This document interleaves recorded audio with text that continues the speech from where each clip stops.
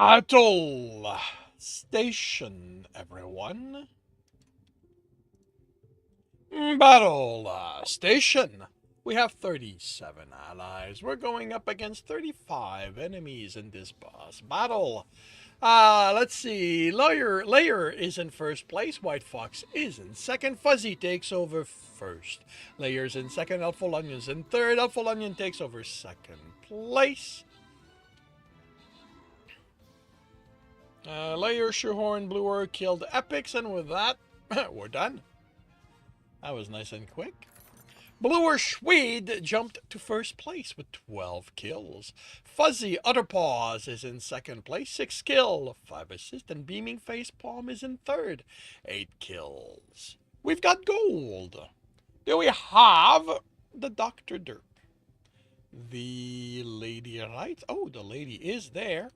So the lady gets the gold. And Centurions are not currently claimed by anyone. So, Kwu, you get Centurions. And we move on to the next map, which will have... Okay, we are going on top to grab this. Skin Scroll Gold. So we start with an easy battle on the way to the skin chest.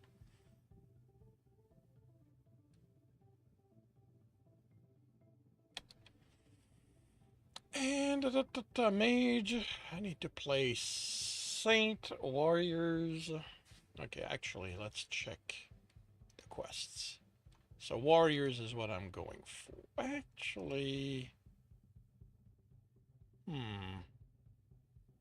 I got 2 days for this. Let's throw in...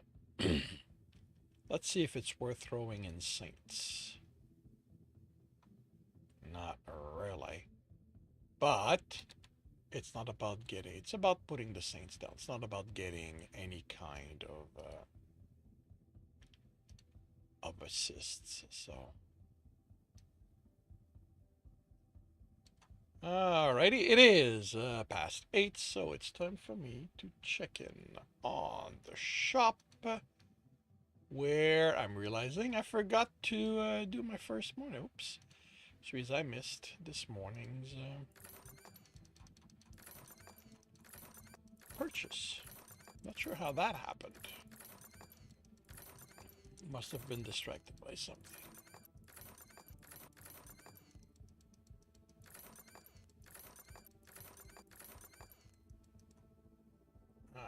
Alright.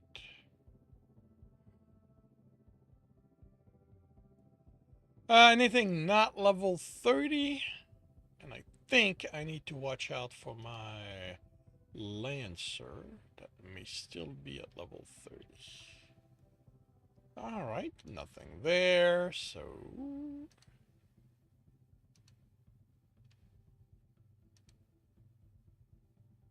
In half an hour, we will see how this turns out. Now to check in on the viewer side. Where anything not level 1. And I get 4 refresh. 1, 2, 3, and nothing on 4 refresh. Okay. And good morning, everyone. Good morning and welcome to Tuesday. Hey, Nursing Geek, welcome to the stream. Your clock has been updated. Welcome to Tuesday, everyone. Second day of the work week. For those of us who work under that schedule.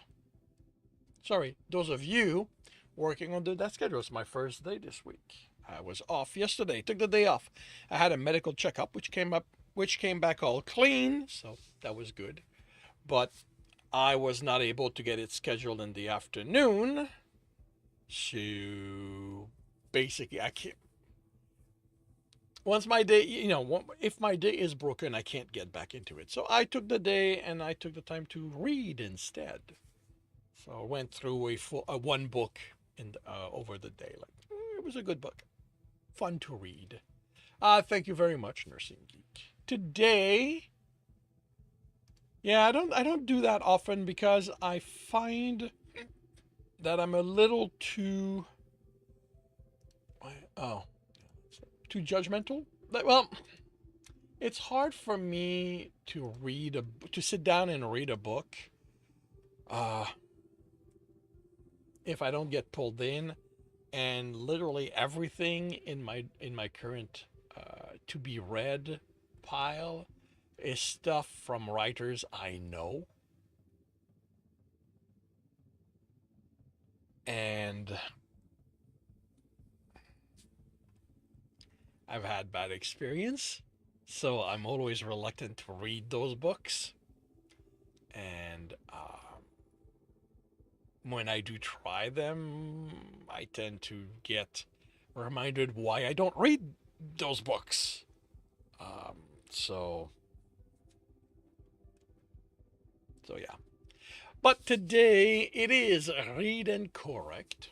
So, to avoid any major delay, anybody who's new here, when I do these, I record them. So, while I'm recording, I will be ignoring the chat, and if the recording runs long, I will be delaying the Stream Reader battle. So I will start now by confirming the microphone is on, turning off desktop audio. I will rehydrate as claimed by the lady.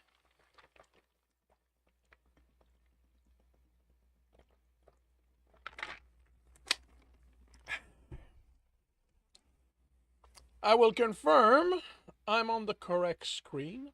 I have the correct image up.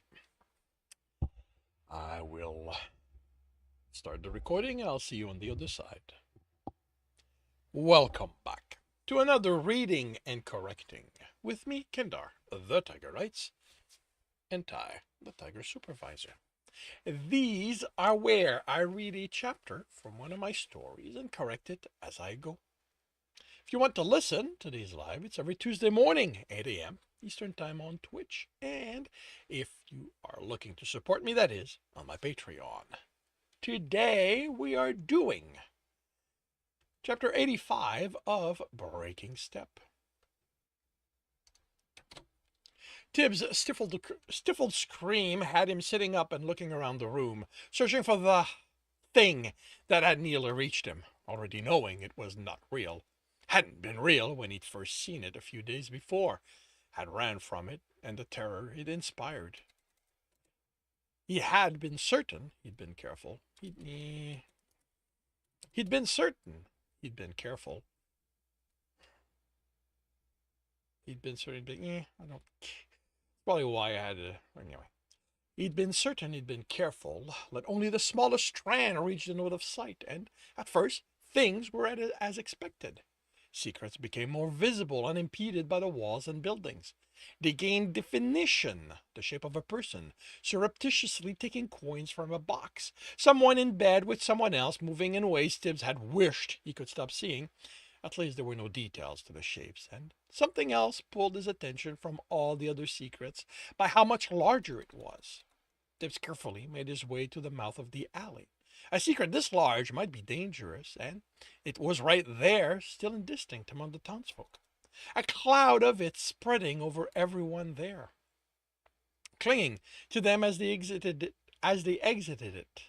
He thought he could make out something within the secret, so, to pierce it, he allowed only a sliver more into the node. He screamed at the sight, had turned and run. He'd cursed himself for not listening to Comdar's warning, as those lifeless eyes stayed with him even as he ran and fought to pull the darkness out, hoping he'd forget them and the rest of the things darkness had created. Its multiple appendages piercing through the people around it, its maw with too long teeth. That there had been some sense of it haunting his step, haunting him, that had remained even after he'd finally freed the node of all darkness and suffused himself with purity. The sense that woke him multiple times a night since. Tibbs nearly barged into Crozef's room, barely regaining enough control to knock first. That the server hadn't been in the inn when Tibbs entered wasn't unexpected. With the sickness going around, there weren't as many customers, so not all the servers were needed. Even Jackal's absence could be explained. He was having them time with Crozef. Or he was out to the pit, or to train the Omega runners, or at the merchants, or there could be so many reasons, but none of them would have explained the look of fear Russell had given him before his eyes flickered to the door leading to the stairs. It's Tibbs. He extended his sense until he made out Jackal and Clara and someone who had to be Crozef, lying on the bed. But who he could barely sense.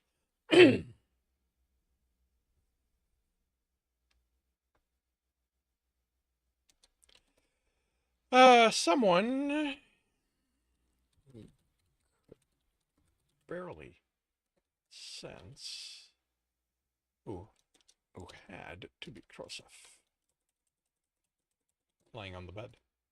He'd kept his sense tight to him since the last botched attempt at using darkness with his node of sight, because this time it had also left him with this certainty that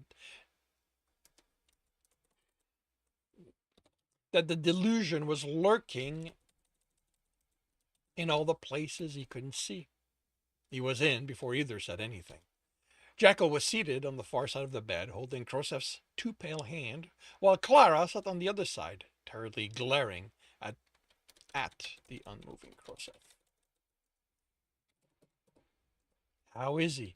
Tibbs whispers, hoping she'd know more than what his sense told him. He's not dead, she replied angrily. Tibbs stared at her in surprise. Isn't that good?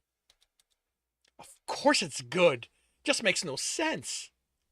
She ran a hand over her face, grumbling, nothing about this makes any sense.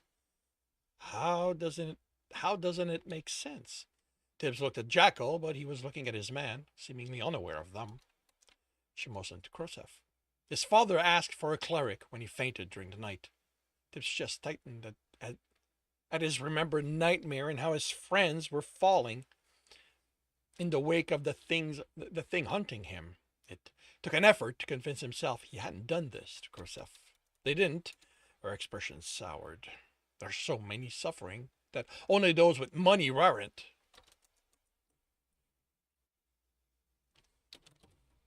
it. When I heard about it, I rushed here and... She sighed. He was stronger when I arrived, but nothing I did helped. He faded away until... She motioned to the unconscious men on the bed. They don't usually last this long. Tibbs hesitated. Doesn't that mean he's going to be okay then? But he's not getting any stronger, she replied, slumping in the chair. I can't find anything wrong with him. Clearly there is, but none of the etchings and weaves I've learned are telling me anything. Even the best clerics we have aren't finding anything.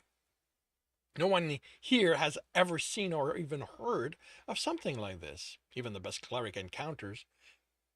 Okay, this needs a break of some sort.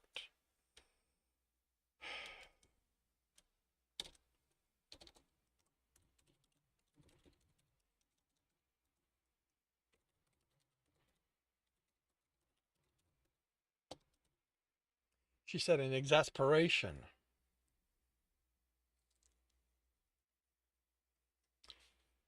Even the best well, can I put it... If I do that, if I have this... Even the best cleric we have aren't finding anything. No one here has heard or ever seen or heard of something like this, she said in exasperation. Even the best cleric encounters...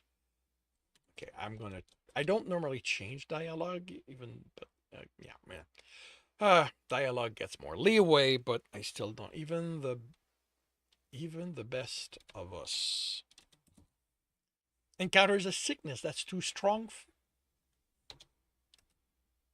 Okay, why don't you like it now?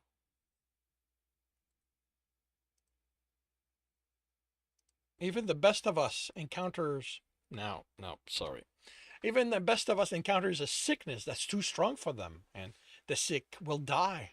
but they will find out what the sickness is in the process. She motioned to Khrushchev again. There's nothing left there. Wait, what? Oh, okay. Not yet, Tibbs wanted to tell her. He still sensed some life in Khrushchev, even if it was so very faint. And yet, she said, he's holding on. If I could work out how, it would give me an idea of what's happening to him. I could use that to help others. But the fact that he isn't dead yet is just like this sickness. There's nothing to explain it. Tibbs studied Khrushchev's essence. It moved, if barely so. In people who weren't sick, even those without an element, the essence moved through them along what Tibbs now recognized were their channels. When someone fell sick or got hurt, the flow was affected. Injuries were easy for him to identify because he could see the problem along with sensing how the flow responded to it. Sickness affected it in less clear ways, but even if it obstructed the flow, it only did so where the problem was. The weakness caused the essence to simply fade as it slowed until there was nothing there and they died. So Clara was right. How was it that Khrushchev's essence still flowed? As faint as it was, it should be still. He needed to try something. Is there anything you can do for him? Tibbs asked in as conciliatory a tone as he could. She shook her head. Until I figure out what is, he squeezed her shoulder. Why don't you go sleep? I'm sure Jackal is grateful for what you did, but you have a team to think about. I can't leave, she protested. If anything changes, I'll send someone to get you, I promise. Her determination faded, then she deflated. Her determination faltered, then she deflated. I'm sorry I couldn't help, she told Jackal as she stood, but the fighter didn't acknowledge her. Tibbs extended his sense to follow her until she left the inn, then hurried to pull it back in and reminded himself there was nothing in the shadows. It was only his imagination and the lingering effect of the darkness on the node. He took Clara's seat and focused on Khrushchev. Okay, what is going on with you? In anyone, even those who were sick, there was a cycle to how the essence flowed in them. It was faster in runners and stronger. It was faster in runners, and the stronger they were, the faster it flowed. He hadn't bothered investigating that once he noticed it, since the list of what he needed to do was already too long. In contrast, Khrushchev's flow only went in one direction, drifting out of him as it moved. So where did it originate? He realized he didn't know the answer to any of them. Tibbs absorbed it, but did others do the same? If so, how did the townsfolk do it? Only runners were supposed to be able to interact with essence. He pushed the question away. How townsfolk did it didn't matter. What did was how could Khrushchev be doing it? Now,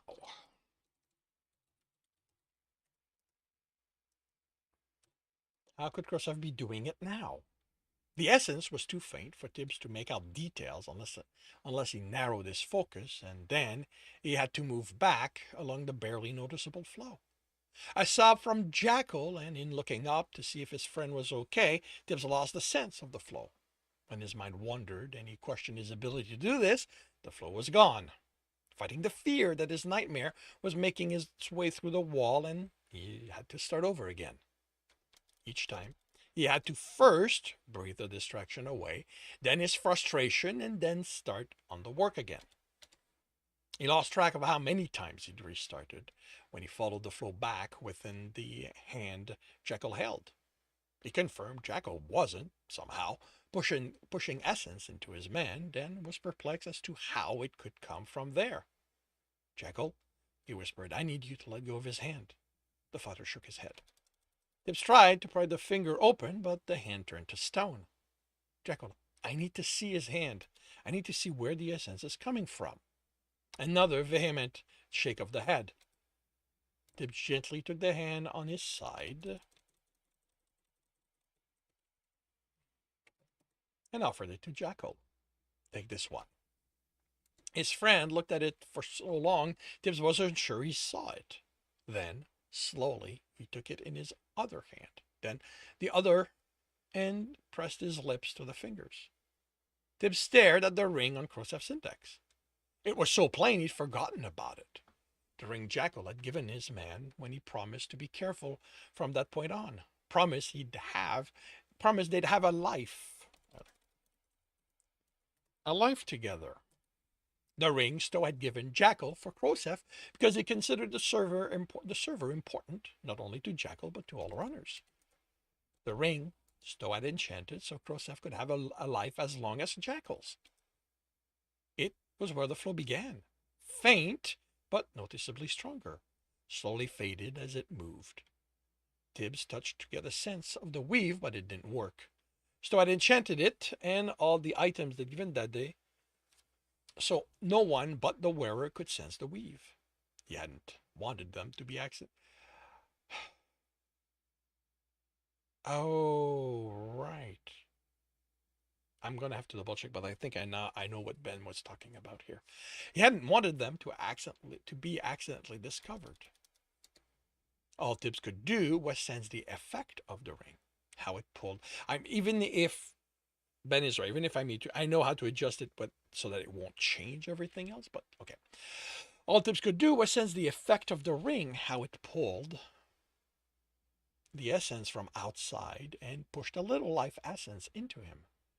There was so little because life essence was barely in the air around them, or was it just how much the weave was made to send out? Tibbs took Krosev's hand and, after hesitating,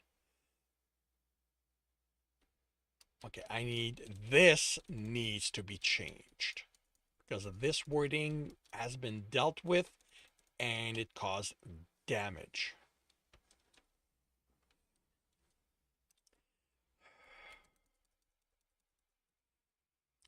After hesitated,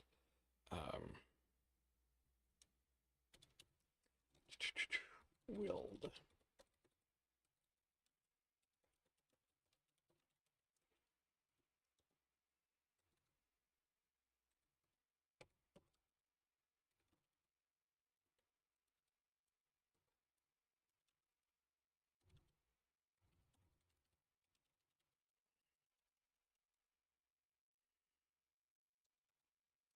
Tibbs took Kroseva and, after hesitating, willed essence next to it and tilted the table he envisioned it on. Um,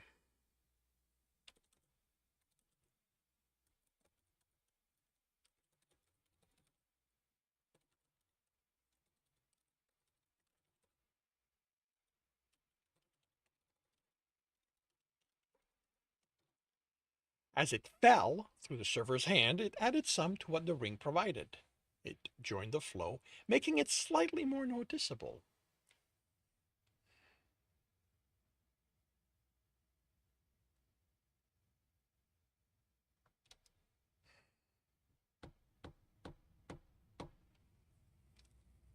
Okay.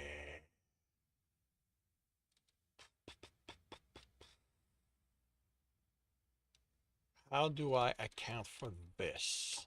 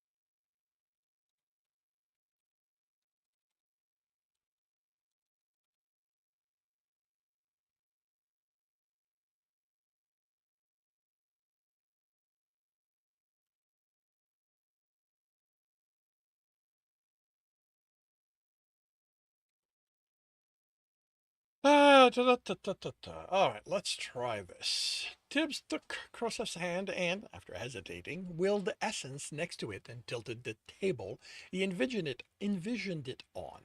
As it fell through the server's hand, it added some to what the ring provided. It joined the flow, making it slightly more noticeable. He caught what fell through, and instead of absorbing it, made it a cloud around the hand, and the flow caught more, strengthening it again.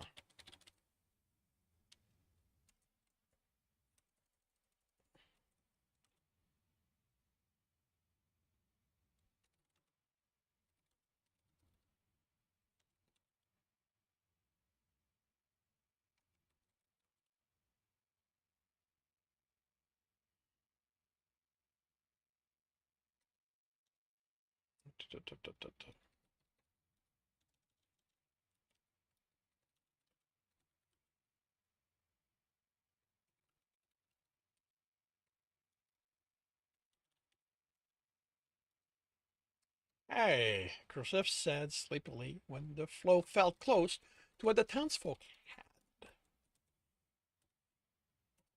Why aren't you in bed with... The kiss cut him off, and Tibbs looked away. Not that I'm complaining, but you usually aren't. Jekyll, what's wrong? Tears fell as Jekyll pulled Khrushchev to him. The server noticed Tibbs and looked further puzzled.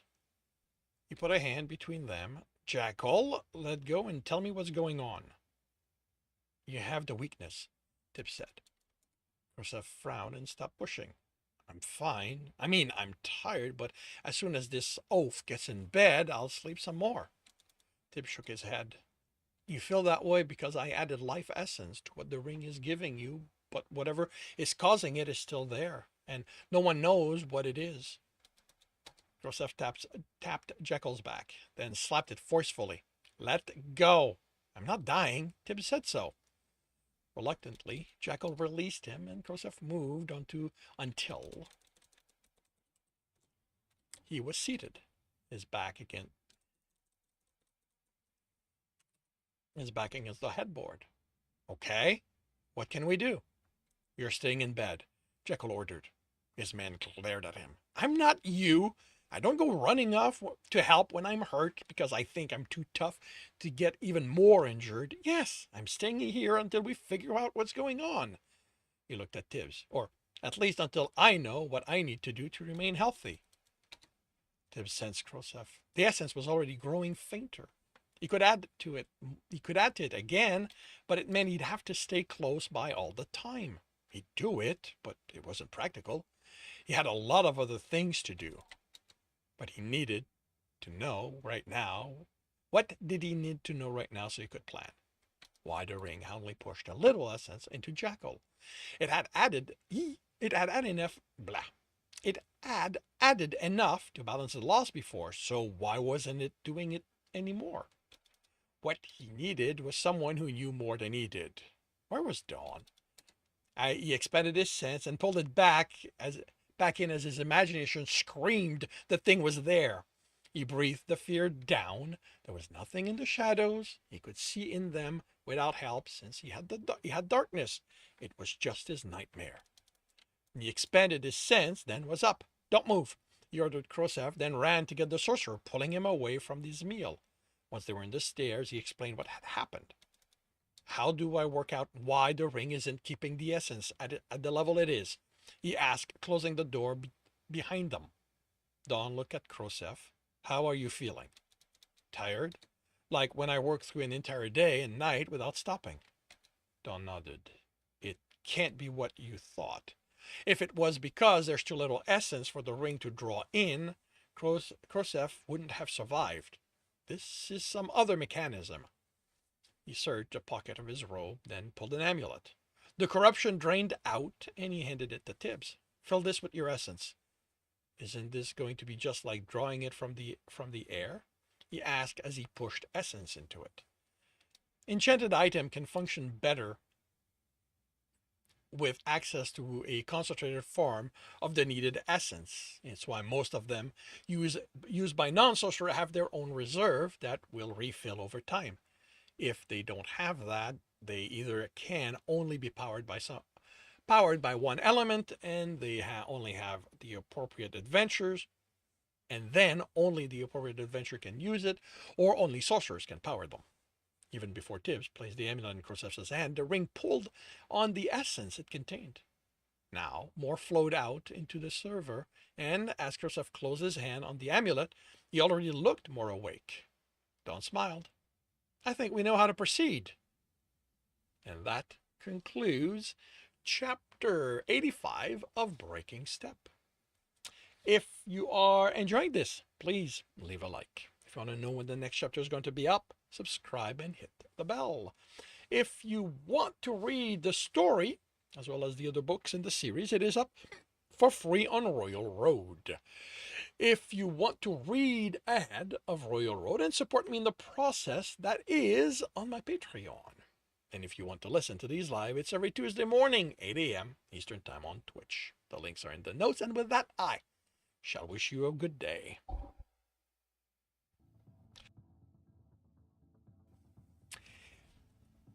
Hey, Adveril, welcome to the stream. How are you doing today?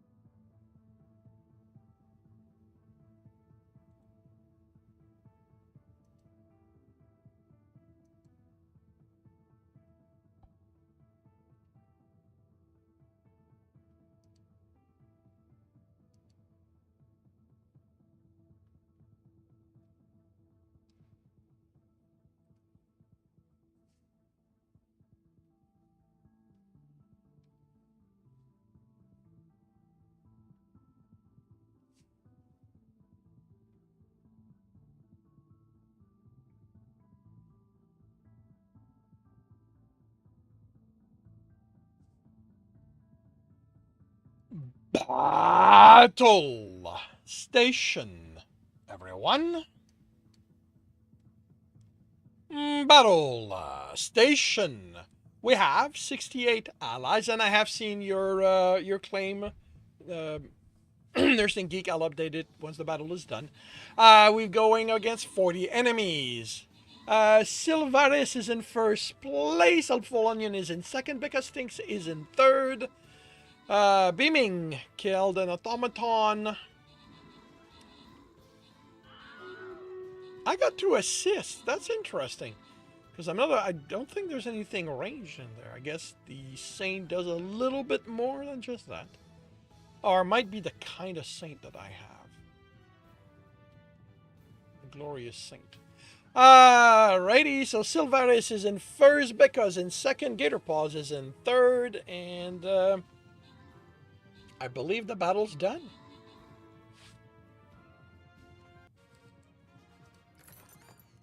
Silvaris is in first place, 6 kill, 13 assist. Fuzzy Other Paws is in second place, 7 kill, 3 assist. And Becca Stinks is in third, 5 and 5. All right, well, Nursing Geek picked their time very well. They switched to Warrior just before the battle started, so I do believe they get the Warriors. And then we have gold. Do we have the Dr. Derp? The Onati-kun? The Lady Lights? Actually, no. Bluer Swede would come first. So Bluer gets the gold. And we move on to the next battle, which is an easy battle on the way to the skin chest. I'm tempted here sometime because it's a little harder, but my fear is that I'll reflexively start going down and miss the extra battle. All right, so Saints and Warriors. Yeah, let's do the Saints.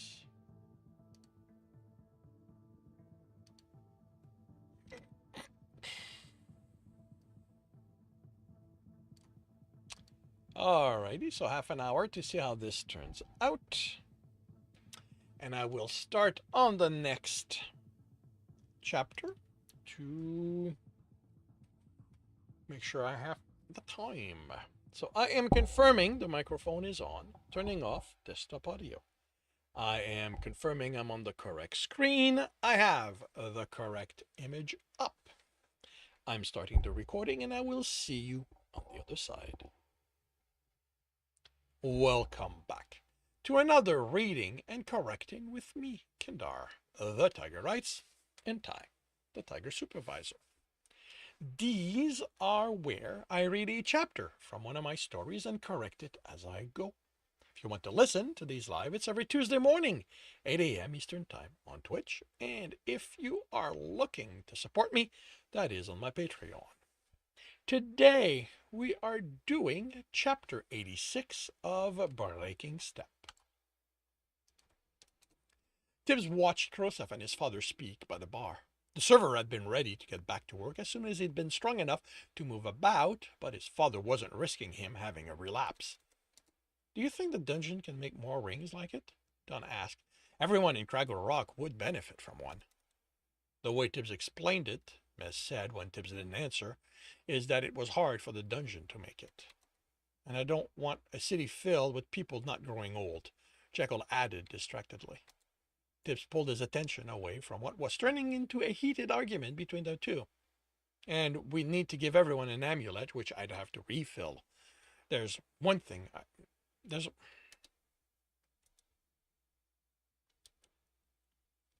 All right. I need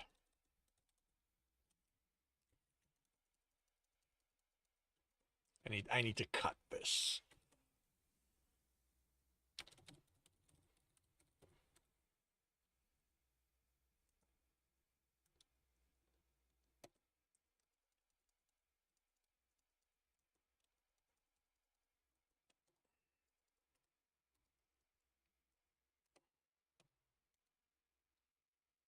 And we'd need to give everyone an amulet, which I'd have to refill.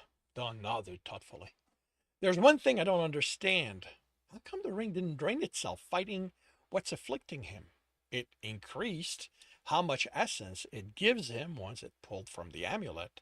Why did it slow down as he got weaker?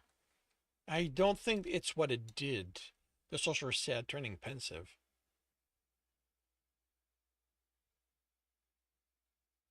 A weave this complex needs to be able to adjust to changing situation. The one most likely to have an impact will be the availability of essence. So it's reasonable it has a way to give out less if its internal reserve runs low. Under normal circumstances, I doubt it could be noticed. They might age slightly faster. You know what? It's not that, Krosef is right there. This is not generalities. It might age slightly faster until it replenished itself, but the weakness put more of a demand until it reached a point where all it could give out was what it pulled in, which was only enough to keep him from dying. So if he doesn't get a new amulet in time, he's going to go back to nearly being dead? Jekyll asked worriedly. We won't let that happen, Tibbs replied.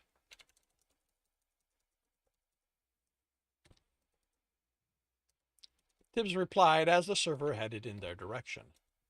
Can you sense how long the amulet will last? Kumdar asked. It's too early. I can sense it pulls more when Krosef exerts himself, but I can't tell how much. Mez winced. That's going to hurt, Jekyll. The fighter looked at him uncomprehendingly. You get cause him to exert. You can't cause him to exert himself, the archer said. That means no bed fun. Right. Jekyll stood and took Khrushchev's arm, only for his man to pull it out. I'm not sick. I'm afraid you are, Don replied, and Khrushchev glared at him, dropping on the free seat. I'm not bedridden. He looked at Khrushchev, sliding another chair to the table. And you know better than to treat me as if I was. What's the plan? He asked Don. I think the plan is to find a way to have the dungeon make a ring to handle this one specific issue. It would be as demanding on it. It wouldn't be as demanding on it and should allow for it to have a larger internal reserve as well as a more efficient process of refilling itself. Doesn't that mean it's going to drain people? Jekyll asked. That's just moving the problem around, not fixing it. I can't answer that, the sorcerer said. There's a little of all the essence in the air, enough it was able to keep you alive. Barely, Jekyll grumbled, taking his man's hand in his. But Tibbs can change one essence into another. It's possible the dungeon can do the same, and it might have a way to make the weave to make a weave that does it. Or not, Tibbs said. It seems that only in figuring the source of the illness will this be resolved, Kumdar said. And do you have any idea what that is? Mez asked. A hoarder of secrets? That the cleric didn't immediately answer caused Tibbs to stop sensing Khrushchev and watch him. I do not know. I cannot know if this might be related or not, Kumdar said cautiously. But there is something hiding. I do not know the kind of secret it might be it person or condition. But but I became aware of it shortly before it was noted people fell ill. Do you know where it is? Don asked. The cleric shook his head. It comes and goes, or that is how it seems. At times, no matter how hard I search for it, I cannot sense that secret anywhere. Then it will be so clear I will be incapable of not being aware of it, and yet still unable to locate it. He closed his eyes. I cannot sense it at this time. You said shortly before this started. Any idea how early? Unfortunately, no. I am also unaware how it came to arrive. Secrets are not as the sun shining its light down on us. They do not blind with their arrival. Don became thoughtful. Tibbs, how was the people's essence before the sickness was made official? Tibbs shrugged. I didn't pay attention to that. Too many people around, and it's already so faint I can't tell them apart in a crowd. What are you thinking? Joseph asked. Don tapped a finger on the table. It's the rare sickness that strike hard. Most of the ones I read about build over time. It can be days, if not weeks, before an afflicted person shows signs. It's what makes the contagious kind so dangerous. By the time the first person falls from it, entire neighborhoods are afflicted. Are you thinking it's what's happened here? The guards noted a rise in fighting in the days before the first case was recognized. There were also more people saying how tired they were. Considering how Tibbs senses the sickness acting, it seems the two can be connected. I get the people being tired one. Jekyll said, but fights are always going on. Not like this. The guards know the most likely spots fights will start because they track them. They don't know about the pits, so you don't have to worry about that. What's changed was how spread the fighting became. Over 10 days before that first case,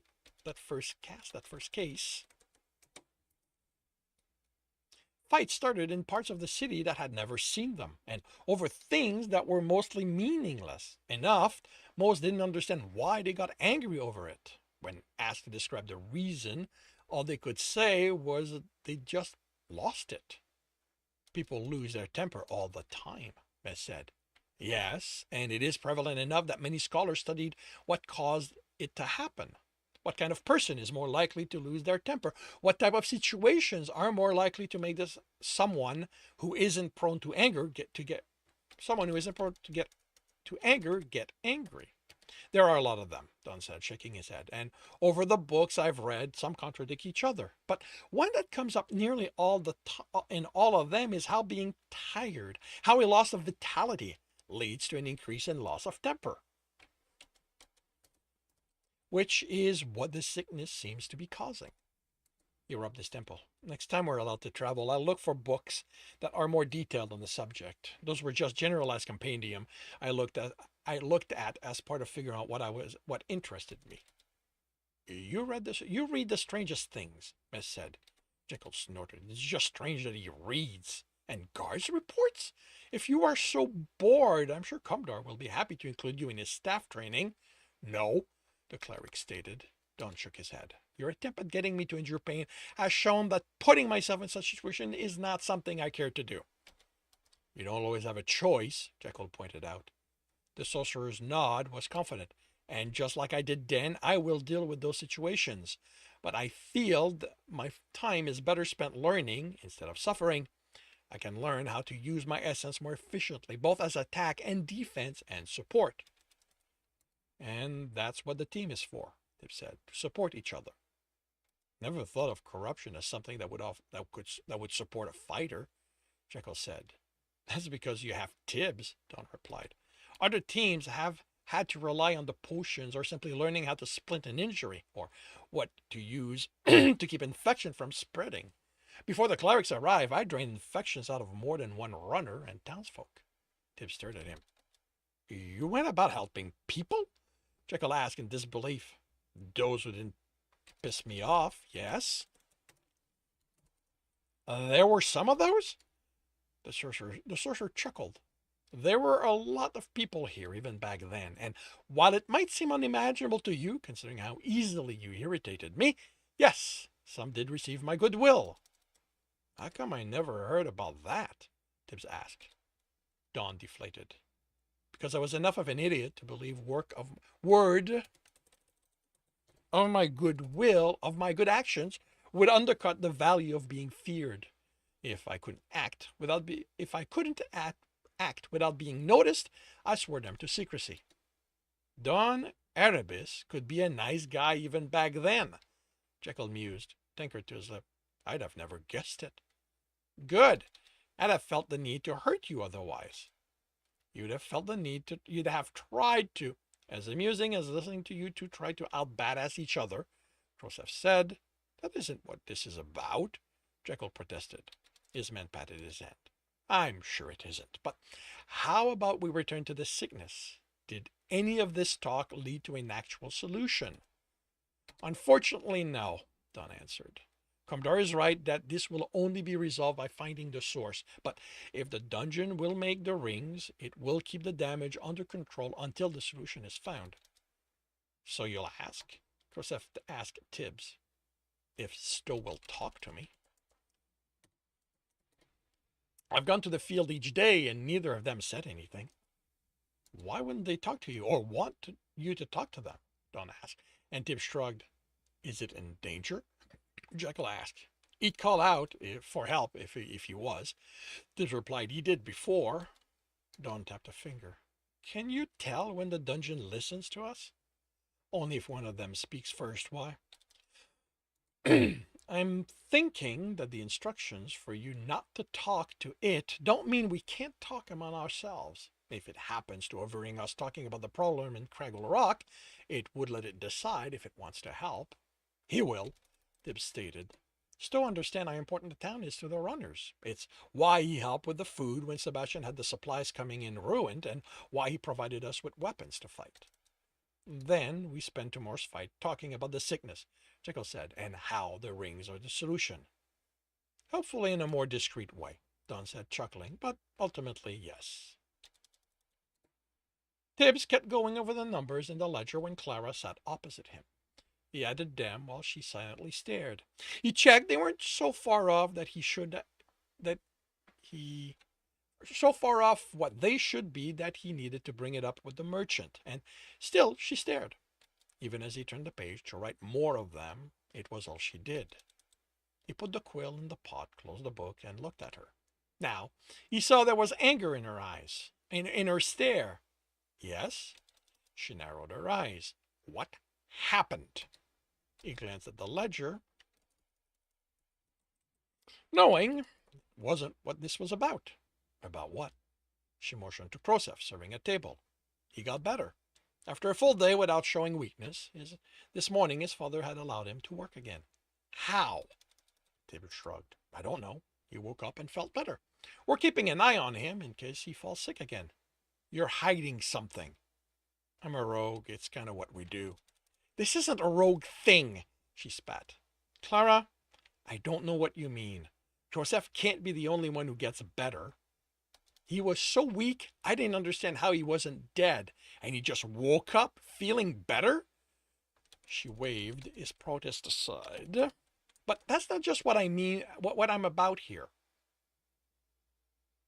That's not just what I'm here about. Okay, then I'm not sure what you're here about. You don't have a cleric. Krumdar he can't heal. Oh, this could be a problem. Without a healer, how is it that your team hardly ever needs healing going into and out of the dungeon? There's a reason there's still a cleric at the door. Even with each team having their own, I'm drained well before we get to the boss room. I've lost teammates because I didn't have the reserves to heal them. When's the last time you lost someone? Karina's body flashed to his mind. We're always careful. We make sure we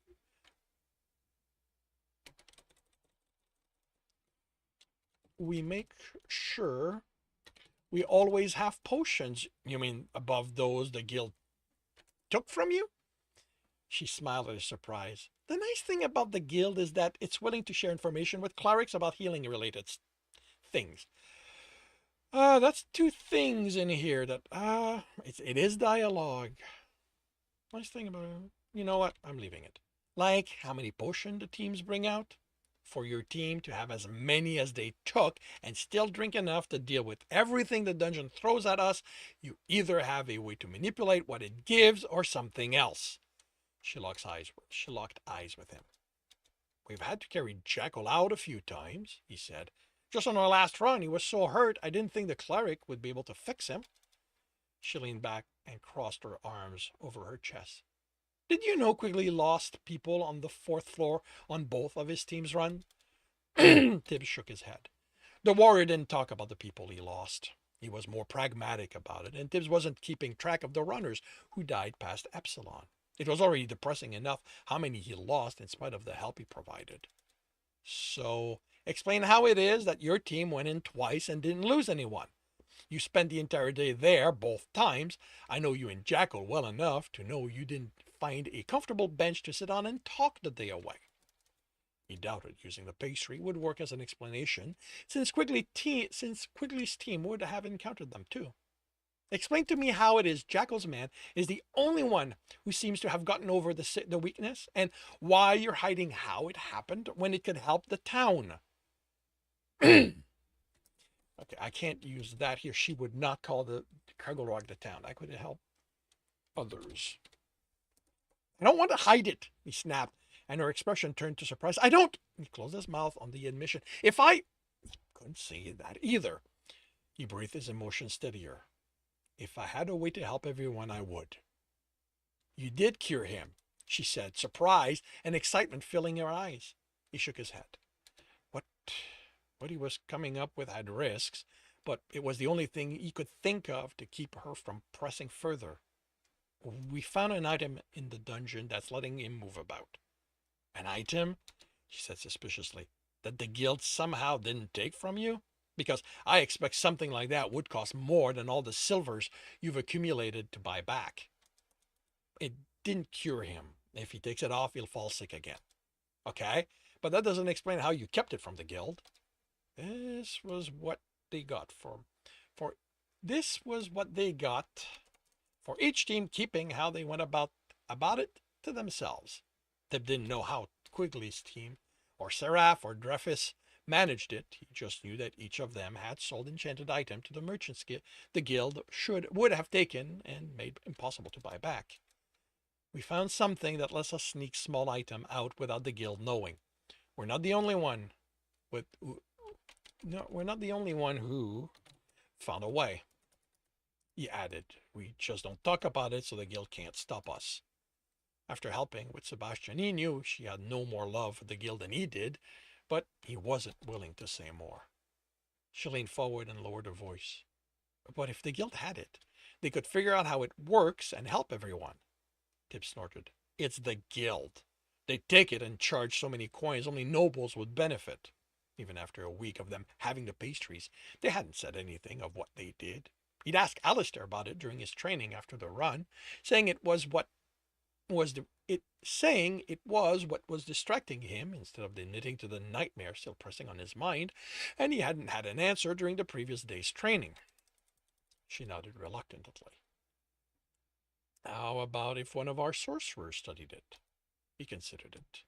Does Purity have any you are certain would use what they learned from it to help the town? Even if she did, he could say he needed time to talk it over with the team and see what to do about making sure Krosef was safe without it. But after a few attempts at speaking, she shook her head. Even she knew that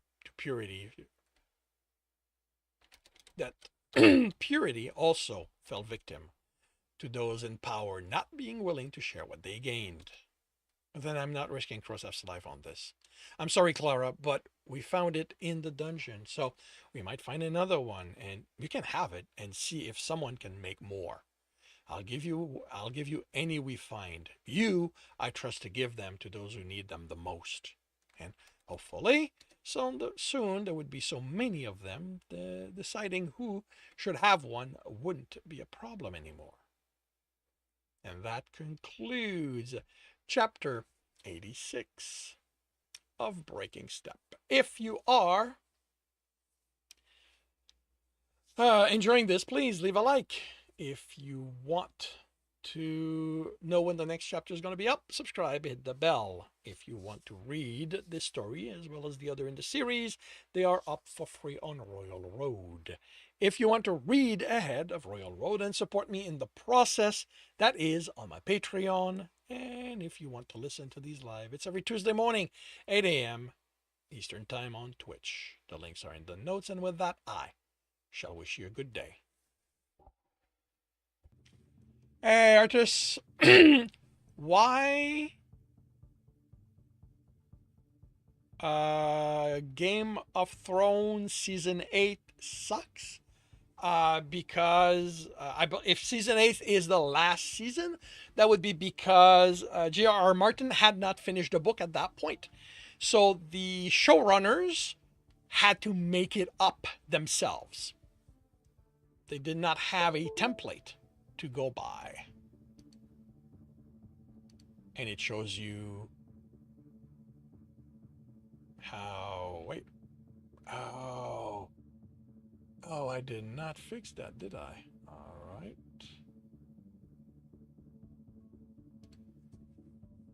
Can I change this here?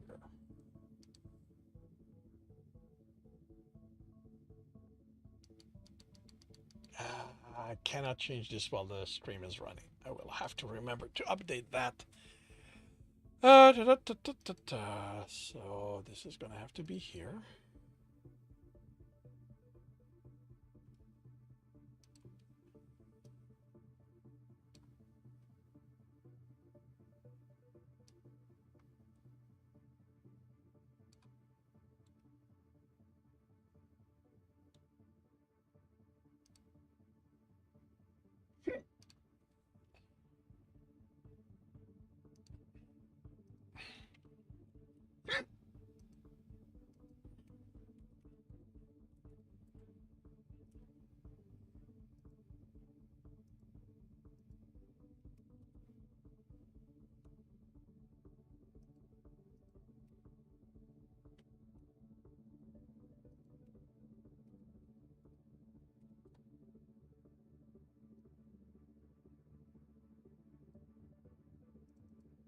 What is in here?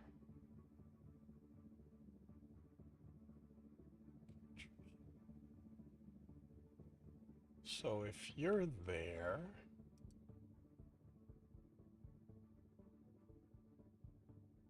Oh, I see. Okay. That's just needs to be renamed.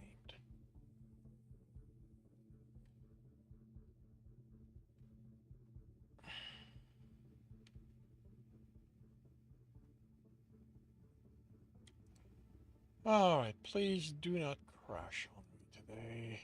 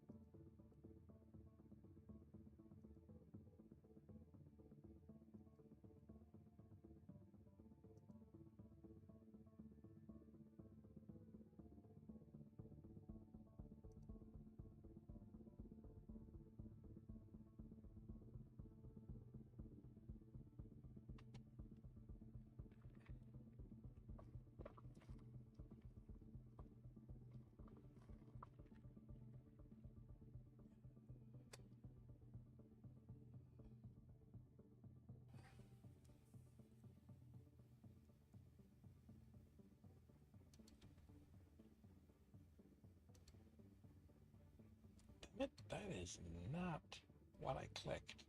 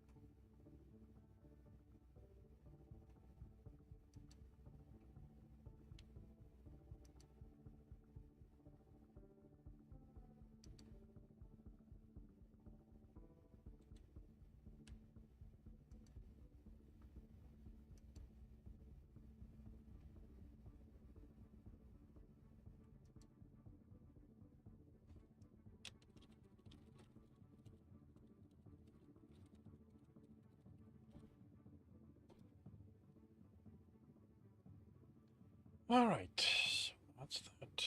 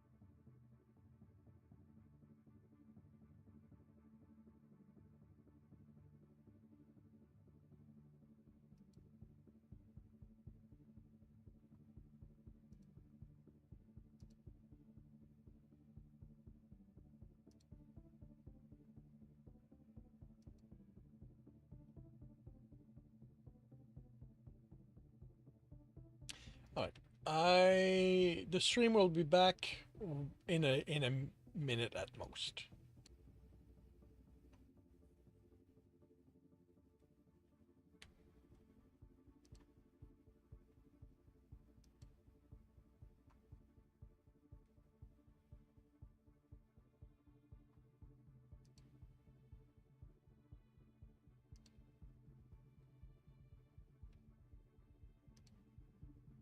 Now, that should resolve that situation.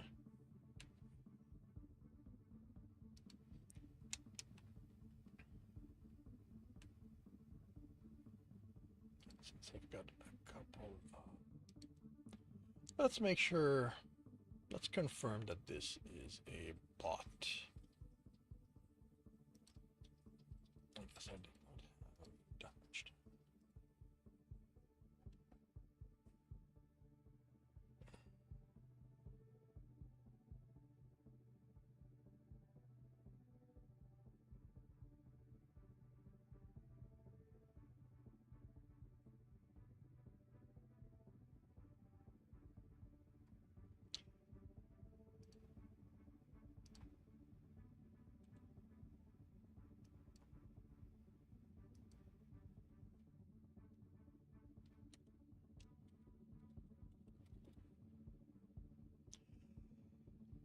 Battle Station, everyone.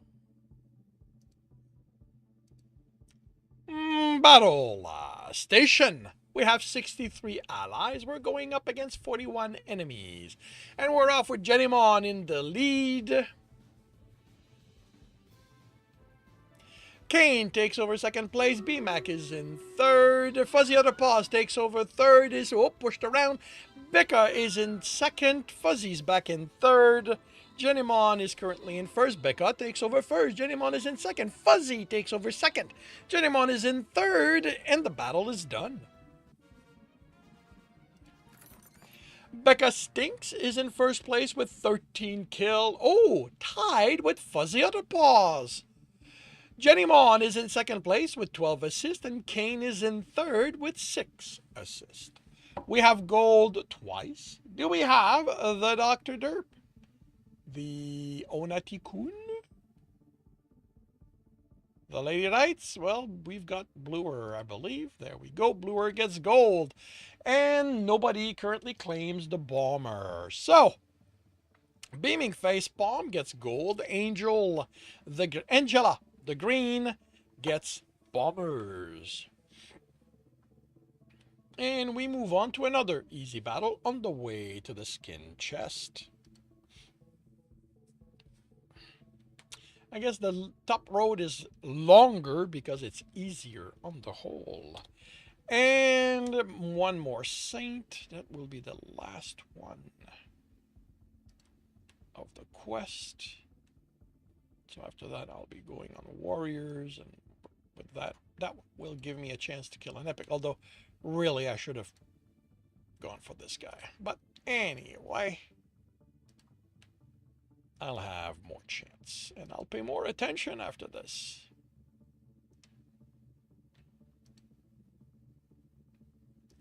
I should always pay attention, but this is me we're talking about. Alrighty, so half an hour to see how this turns out. And I will start on the next chapter by confirming the microphone is on, turning off desktop audio. I am confirming I'm on the correct screen. I have the correct image up. I am starting the recording, and I'll see you on the other side. Welcome back to another reading and correcting with me, Kindar, the Tiger Writes, and Ty, the Tiger Supervisor. These are where I read a chapter from one of my stories and correct it as I go. If you want to listen to these live, it's every Tuesday morning, 8 a.m. Eastern Time on Twitch. And if you are looking to support me, that is, on my Patreon. Today, we are doing chapter 87 of Breaking Step. Am I the only one, Miss said, looking around at the nearly empty merchant stalls on their way to the steps, who feels like these are the last day of an empire? With the weakness rampant, the whole of Craggle Rock felt empty. Even the runners, who seemed more resistant to it, only left their room for the bare minimum. The quiet of the streets made Tibbs uncomfortable. The quiet of a lack of life. Empires do not fall this quietly, Comdar whispered. Empires don't fall, Jekyll said, tones forcefully jovial. It's what makes them empires. You're wrong, Dawn said, nodding to a merchant standing by her booth. But there's something too unnatural here for it to feel like one of them ending. We are going to fix this, Tibbs stated. They knew how, they just had to hope Stowe was going to be listening. The cleric nodded with only glancing at them. They were they were in and through the doorway to the fourth floor. The library, Don said, heading for the stairs. The houses first, Jekyll replied. The library is more important, Don stated, turning to face the fighter. We can go over the houses after. Tibbs looked at Jekyll looks at Tibbs, who shrugged. This was how they'd agreed to start, but Stowe still had said nothing. He just hoped his friend remembered the advice he'd given him. Okay, listen up, everyone, the fighter said in a so serious tone even Don closed his mouth. Tibbs did his best not to roll his eyes. He'd hoped for something more subtle, but this was Jekyll, and the situation wasn't all that dire. I know you're all affected by what's happening. I nearly lost Khrushchev, so I'm right there with you wanting to go back to look after your loved ones. As they exchanged a look with Don, while Comdar's lips quivered in restraining the smile. But we are runners first and foremost. It's our duty to explore the floor and bring back loot. They understand that, and all they want from us is to come back to them. He smiled and straightened in pride. And, Comdar said, with a potential cure provided by the dungeon to the weakness spreading over Craggle Rock, such as the ring, which was vital in saving Khrushchev. Jekyll stared at the cleric in surprise. Right, he shook himself. We have to hope there'll be more rings like the ones that saved my men. Nice speech, Mess said, sounding unsure. Then the library makes the most sense, the sorcerer said. Don, Jekyll replied in his expiration, I just explained how finding the most loot is what we need to do. No, you told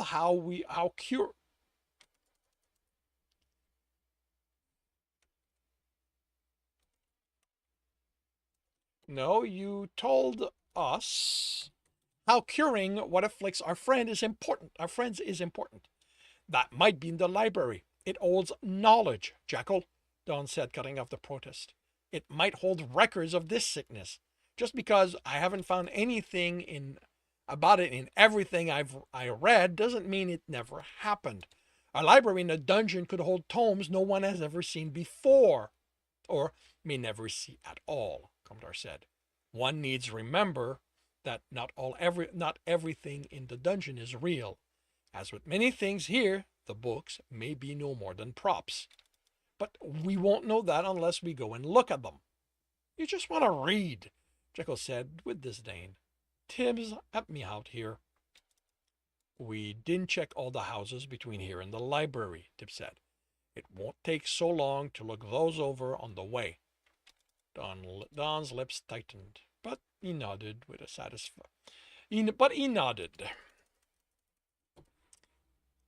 With a satisfied clap of the hands, Jekyll walked by him and down the stairs. Tibbs fell in step with Comdar. How did you know what Jekyll was supposed to say? The cleric shrugged. Our team leader is not the most complex person, and like him, the secrets he holds are simpler to decipher. It took little on my part to make out the shape of it, and once it was obvious, he had forgotten to say what was needed for him to continue. By filling the note of sight with your essence, Tibbs said, and had to work at keeping his voice from trembling as the creature from his nightmare resurfaced. Comdar glanced at him. Have you done it again? Tibbs didn't think the hint of accusation was his imagination. No, I wouldn't. He looked away. Tibbs, I have warned you that you are not ready, the cleric said with a sigh of annoyance. All these elements you are tied to do not grant you the connection I share with darkness, which did not protect me when I began this. I know, what happened? Someone was following me, I think. They were using essence to hide, and they were stronger than I am, so I thought that if I used only a little darkness in the node, it would let me figure out where they were so I could get them to stop. I was careful, Tibbs protested before the cleric could voice the accusation. I thought I was, he amended. And, he shuddered, the nightmare had finally stopped waking him each night. Would bringing them up give them strength again? He breathed his fear aside. It must have touched the other node, you said, the one that affects my mind, because instead of seeing anyone following me, it was this thing, and then I ran and felt it after me, and I don't know. Darkness was everywhere, and all the shadows reached for me, wanting to pull me apart, and I was still there, and I don't even know how I made it to the room, but I was finally able to breathe, to remember I controlled the essence and make the nightmare end.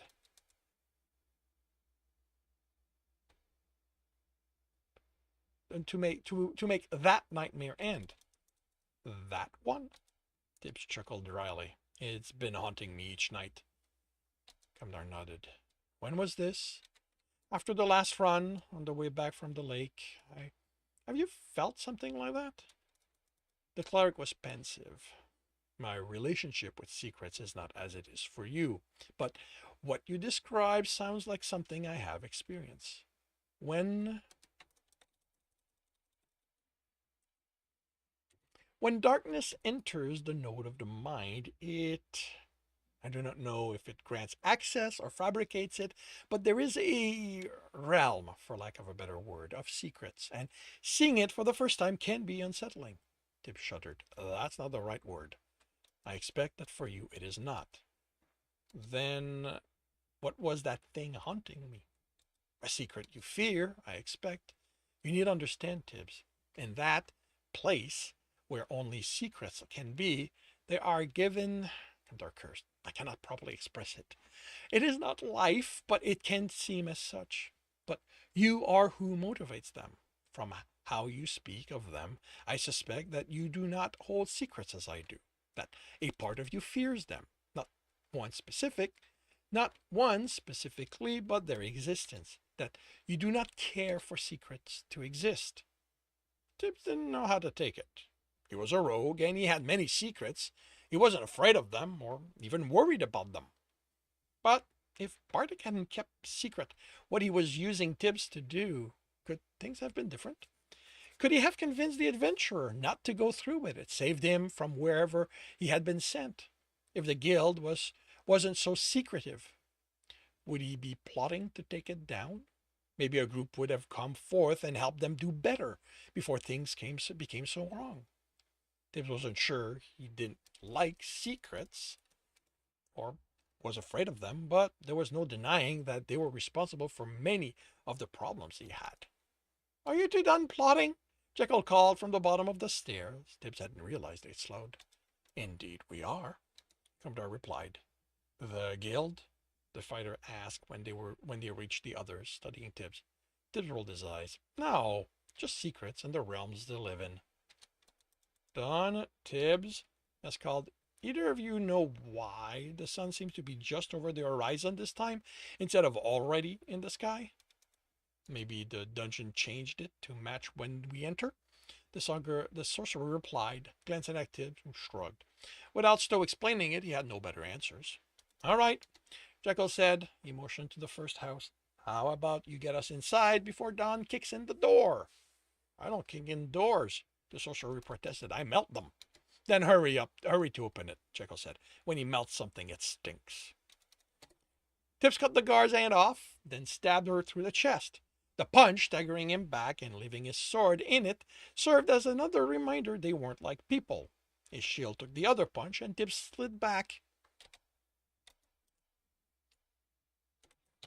while he formed the etching and sent it at his sword, exploding it. Shards of ice and metal, as well as pieces of the golem, hit the other guards rushing for him. Stowe changed something in how the golem people acted. They weren't following the roles they looked like. Instead of coming at them in orderly fashion, the guard had fallen on them in large numbers, more like the gangs from his street, or others he'd visited in his search, or others he'd visited. You know what? His street and others he'd visited in his search. They'd split his team apart, then tried to overwhelm each of them. Tibbs switched to corruption and formed the essence into a sword. Even Golem's stone-like flesh was susceptible to it. Owl flesh seemed to be weak against it. It was how Don had become so feared, even with as little essence as they all had back then. A touch, and he could bring down the strongest fighter.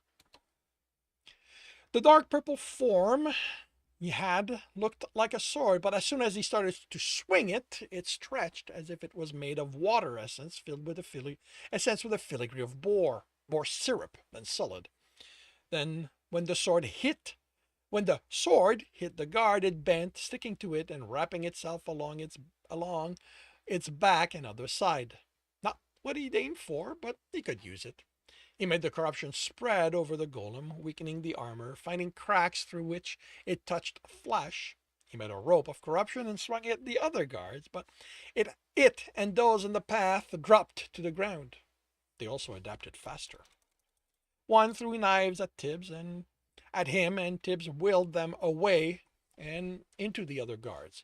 The metal of their blades had no weave, so they wouldn't have hurt him, but his armor wasn't entirely repaired from the damage it had received on his last run, so he wanted to keep it as whole as he could. This was another change Tibbs didn't understand.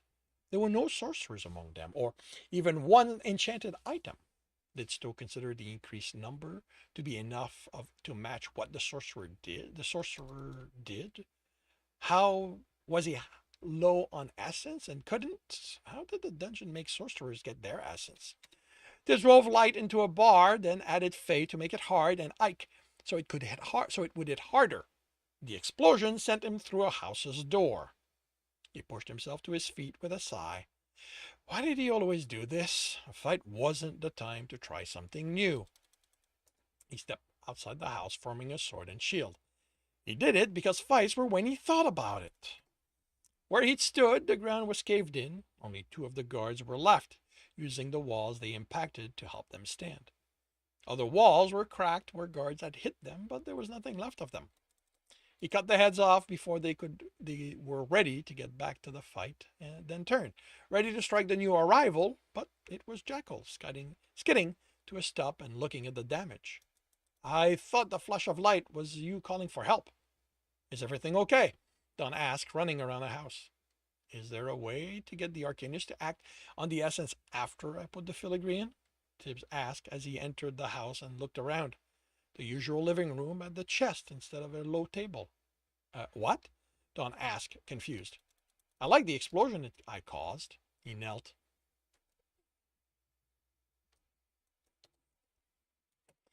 He knelt before the chest, but it would work better if it happened once I was away. He ran ahead along the cover seams. Yes, hasn't your teacher showed you how? Never mind. They don't start teaching that until Lambda. Even after I told my teacher what I'd read about them, he said it wasn't time yet. See? That's what happens when you read so much, Jekyll said triumphantly. You get mixed up in what you're supposed to know, and soon enough, you're acting like you know more than your instructor and get in trouble for. I'm a sorcerer, Jekyll. No teacher of mine will ever complain that I know more than I should. Tibbs located the trigger. No, Miss said, joining them. They're just going to charge you as if they had taught you and called it an early end to the day's training. Can your injury wait? Tibbs asked, sensing the break in Mez's leg while he worked the trap spin out. It can.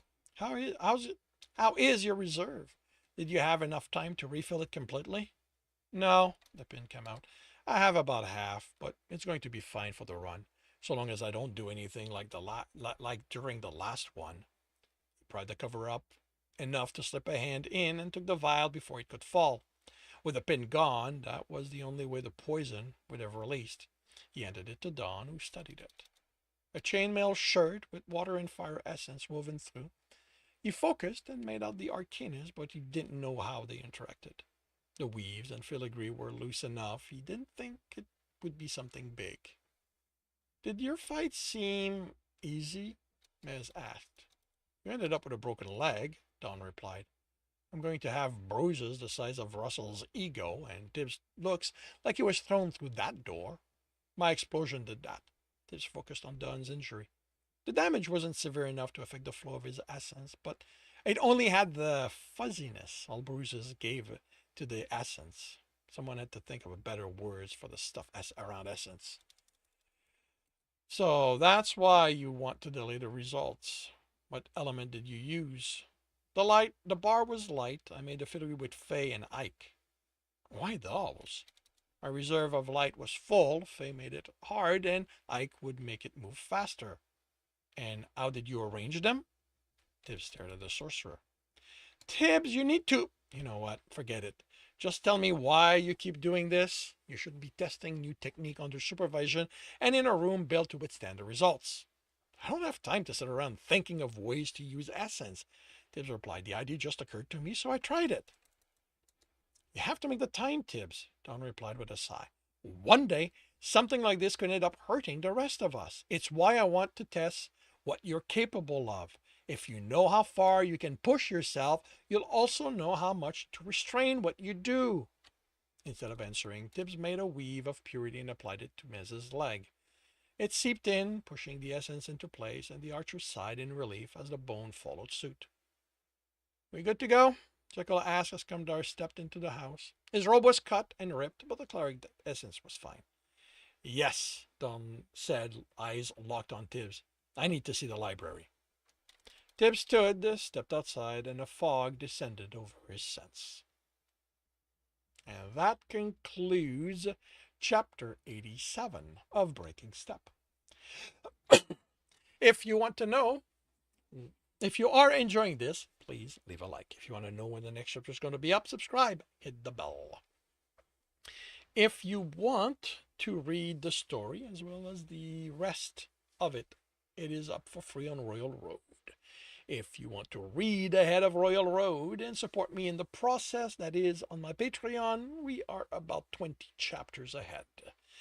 And if you want to listen to these live, it's every Tuesday morning, 8 a.m. Eastern Time on Twitch. The links are in the notes, and with that, I shall wish you a good day.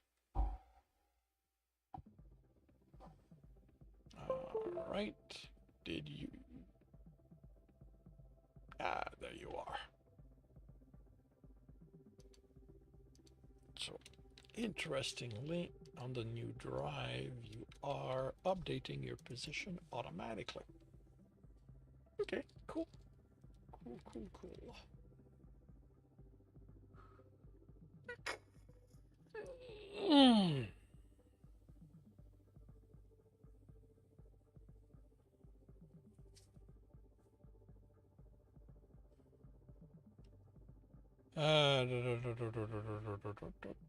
Toy. So that is done.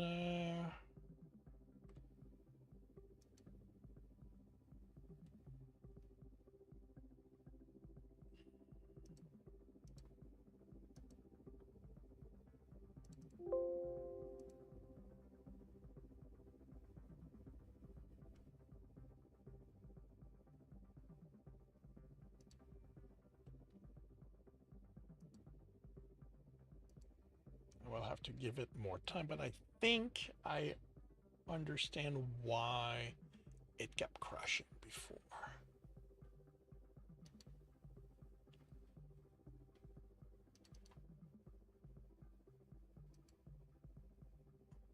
And the issue might not have been where it was stored. The issue might have been the very, very low space on the hard drive. As it processed stuff it couldn't cope.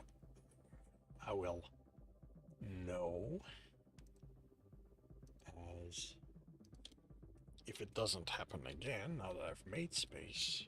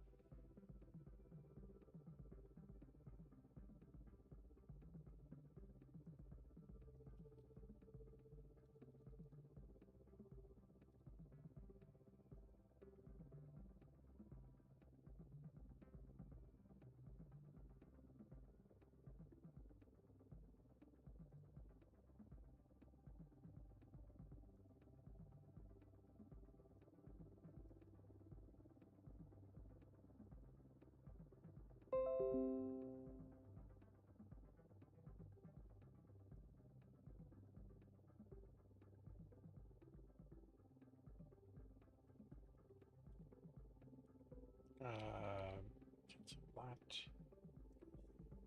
This is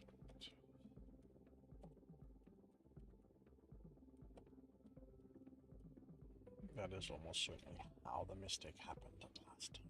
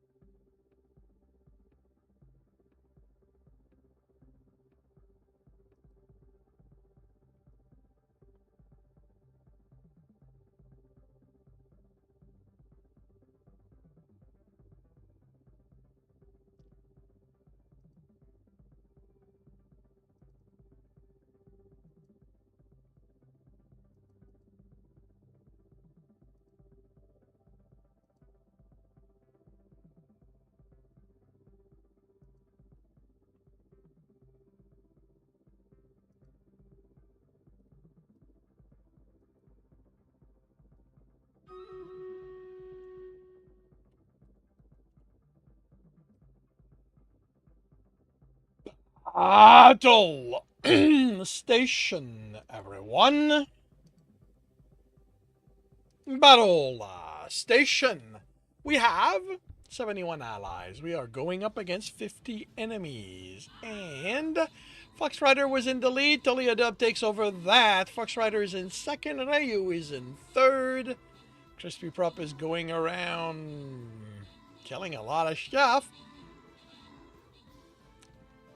Toliadub is in first. Gator Paws is in third. Fox Rider is in second. Fox Rider is now in third as Gator Paws takes over second. Toliadub is comfortably in first place. Not a guarantee yet, but, you know, good numbers. Gator Paws is in second. Fox Rider is in third. Silver, Gator Paws, and Whimsy have killed Epics.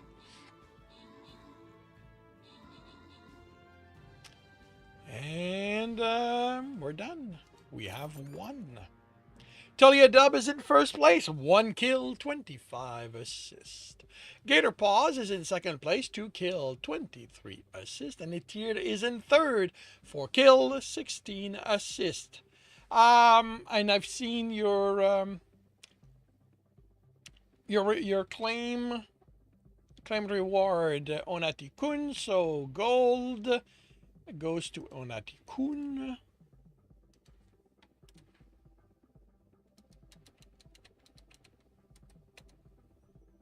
Rogues are not claimed by anyone, and neither is the flag bearer. And welcome to the stream, Monatikun. Your clock has been updated. Fox Rider gets the rogues. Ryu gets the flag bearers. And we move on to the next battle, which is a moderate battle before the skin chest.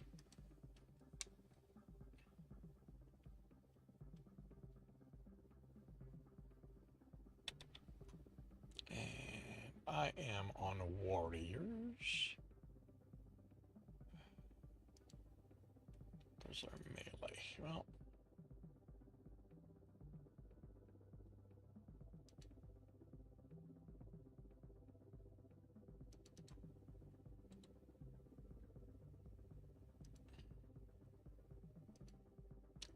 two of those, and I can figure out how to deal with the epics later. So, half an hour to see how this will turn out. This has been dealt with completely. So we are onto the world, which is... Never mind, this is the wrong screen.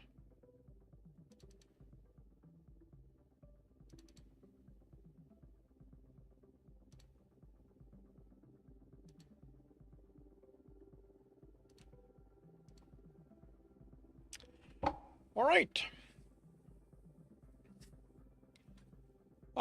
So I will start the next chapter. This is... I'm confirming the microphone is on, turning off desktop audio. I am confirming I am on the correct screen. I have the correct image up. I am starting the recording, and I'll see you on the other side. Welcome back to another reading and correcting with me, Kindar, the Tiger Writes, and Ty, the Tiger Supervisor. These are where I read a chapter from one of my stories and correct it as I go. If you want to listen to these live, it's every Tuesday morning, 8 a.m. Eastern Time on Twitch. And if you are looking to support me, that is, on my Patreon. Today we are doing chapter 39 of The World Which Is. As soon as we're out of Ellen's neighborhood, Brendan takes us to back alleys and smaller streets with an ease that makes me think it isn't the first time he's had to leave in a hurry. We have one close call when a group of police officers turns into the alley we were using, but Brendan has the door unlocked and us in it before they can see around the container we hid behind. The room looks and smells abandoned, and I spend the 10 minutes we wait to be sure they're gone, doing my best not to think about what makes the skittering noises. Silver gives a solid shudder once we're out and muttering something unflattering about rats.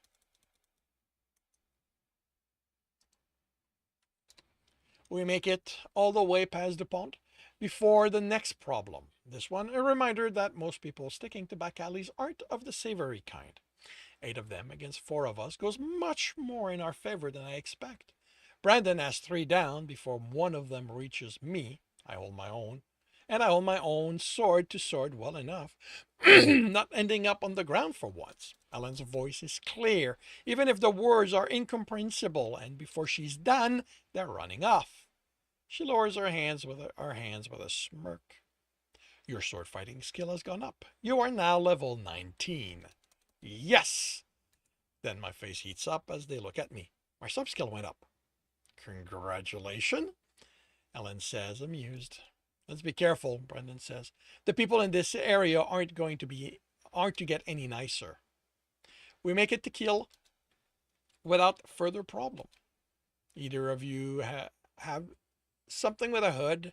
Brendan asks, looking left and right at the people. This is a more important road based on how crowded it is. I do, Silver says. I don't. Put that on your list of things to get. It's not just good to hide your face, but it keeps you drier while traveling. We won't always be able to count on my sister to keep us dry. Don't count on it already, Brian. He mumbles something. I get buying.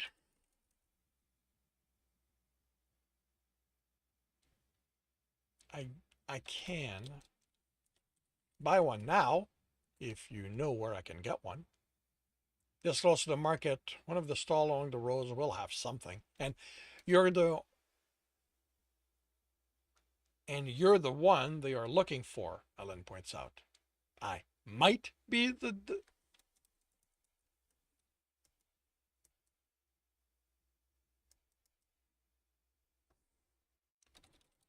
I might be the one described to the police, but you can be certain Xander has people looking for Dennis too. Okay. We mix with the crowd and keeps our head low, Ellen snorts. Dennis, I'll point you to a decent cart and you get an oiled poncho. We'll get you proper equipped for the for the road.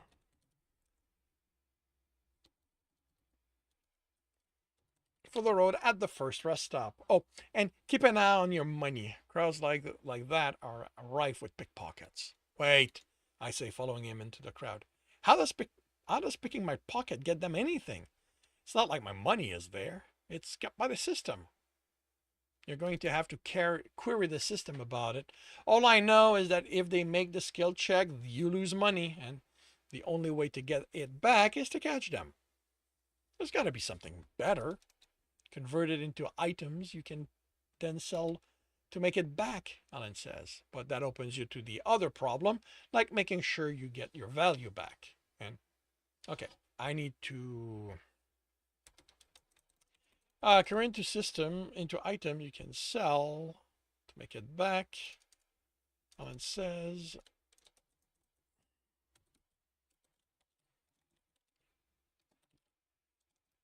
get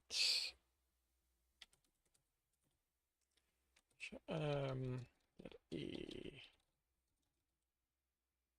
container.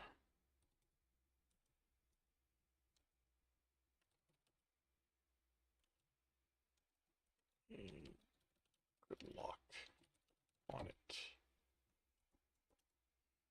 So convert it to items you can then sell to make it back, and a container with a good lock on it. But that opens you up to other problems, like making sure you get your value back. And it doesn't keep thieves from getting that too, Brandon said, pausing to look at the... Oh, actually, never mind. I had covered that. So that's there. But you can buy pouches that have bonuses against being picked, Ellen replies. The system has nothing to safeguard your money. At the fourth cart, I buy the poncho Brandon picks and put it on. It goes in my head spot.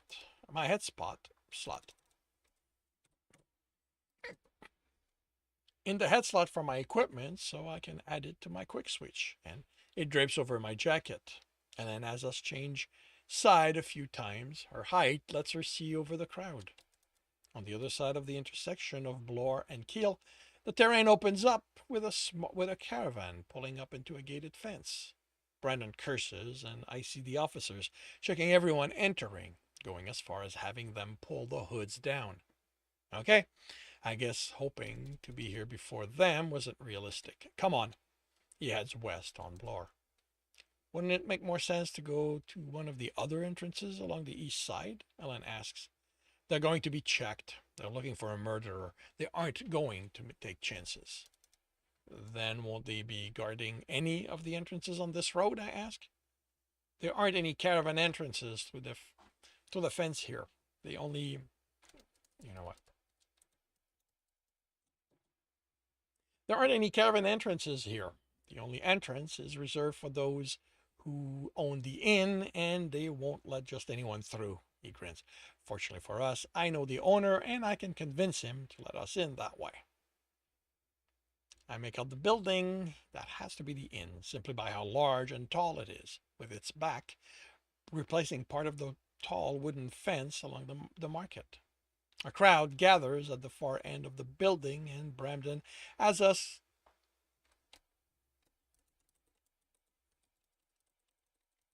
directs us up the next street. That wasn't good, was it? Silver asks. No. There shouldn't be anyone standing outside like that. Lair doesn't stand loiterers. Maybe they're customers waiting to be let in? Brandon gives me an almost roll of the eyes. They aren't. The question is, who are they? The question is who are they?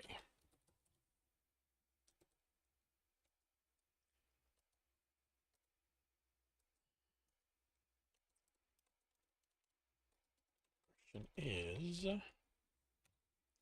who are they? And if they're waiting for you, Ellen says. We pass many alleys before taking one.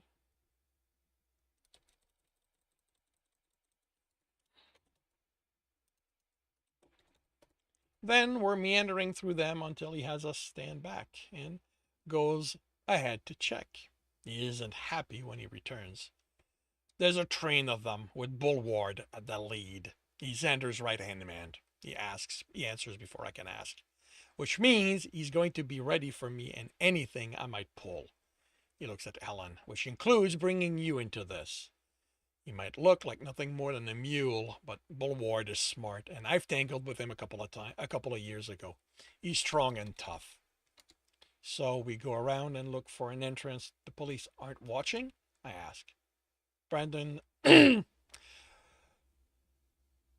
Brandon shakes his head. Lear had to he glances at me and Silver. Work really hard to get his door. No one else was willing to do what he did, it seems. And like I said, the police aren't going to slack off on this. He leans against the building. That means we have to travel alone. Can't we just get out of the city? Silver asks, then to hook up with the first caravan we come across.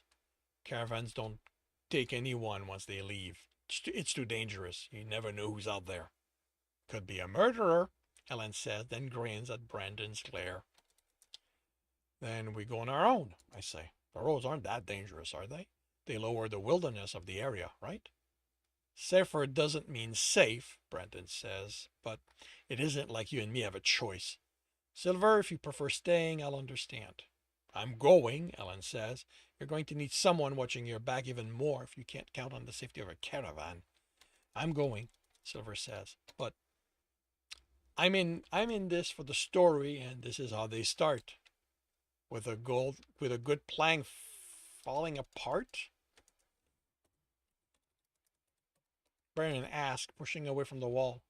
I'm going to call it with the adventurers adapting to a changing situation. Won't the police be watching all the ways to leave the city? I asked. It's what they do back home. Brandon smiles. The nice thing about a city without a wall is that there are far more ways out than people to watch them. Unless there's a river, Ellen says, then all they need to do is patrol the bridge. Nope, Brandon replies, grinning. Then all you need is being willing to get wet. He looks at Silver. Tell me the case for your violin is waterproof. Of course, she replies indignantly. Good. Then all we have to do is wait for night. Brandon has us spend the rest of the day in a wooded area close enough to the market we can hear the noises it makes once the sun sets. We're on the move. It's full dark by the time I hear the Umber River. It's the westward line. It's the westward city line, although Ellen says that officially the city didn't reach past the market yet. The river shore is patrolled, but the lights the patrol carry make them easy to avoid. The water is cold and the current strong enough we get separated, but Brandon planned for that, and as soon as I walk out of the wood,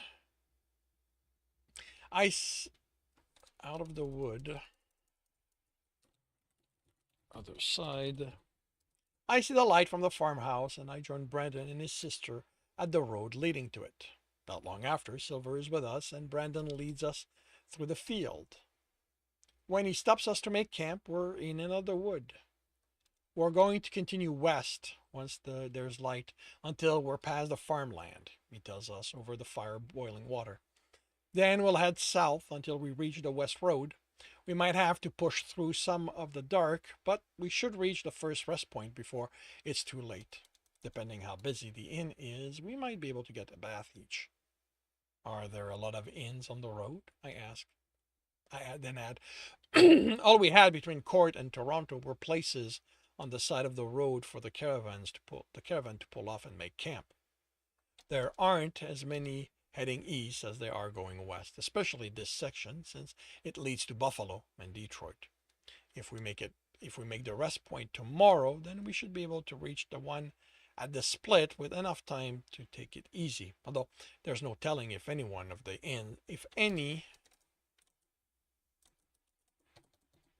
inns will have space. He stands and produces a bedroll. Best get your bed ready. You're going to want to sleep as soon as we have the soup. As soon as we've had the soup, we're getting up with the sun in the morning. And that concludes chapter 39 of The World Witches. If you are enjoying this, please leave a like. If you want to know when the next chapter is going to be up, subscribe and hit the bell.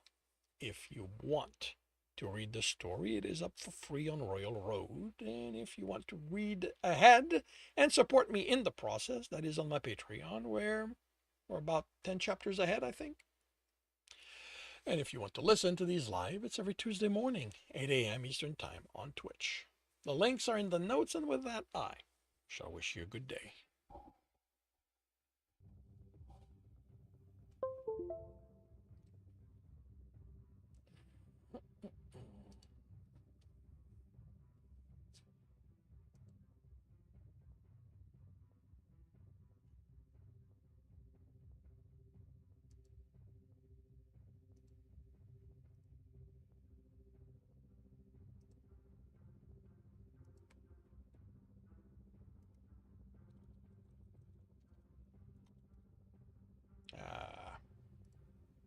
Wrong. Wrong format. And it wasn't 40, it was 39.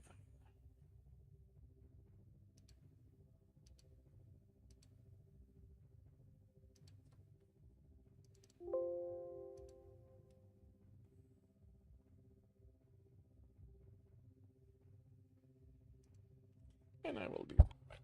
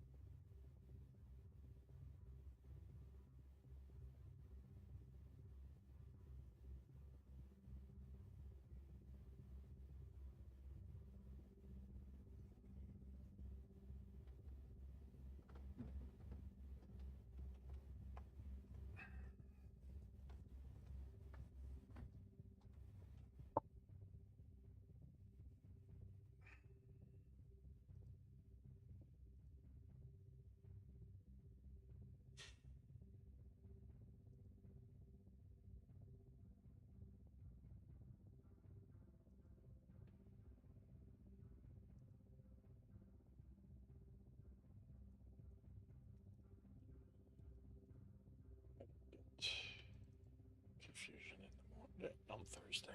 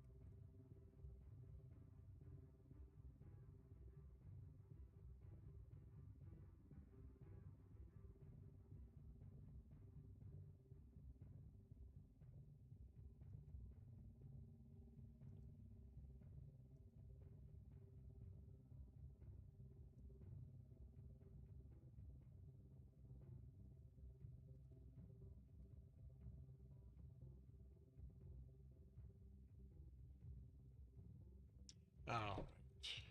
Want this? It's 09.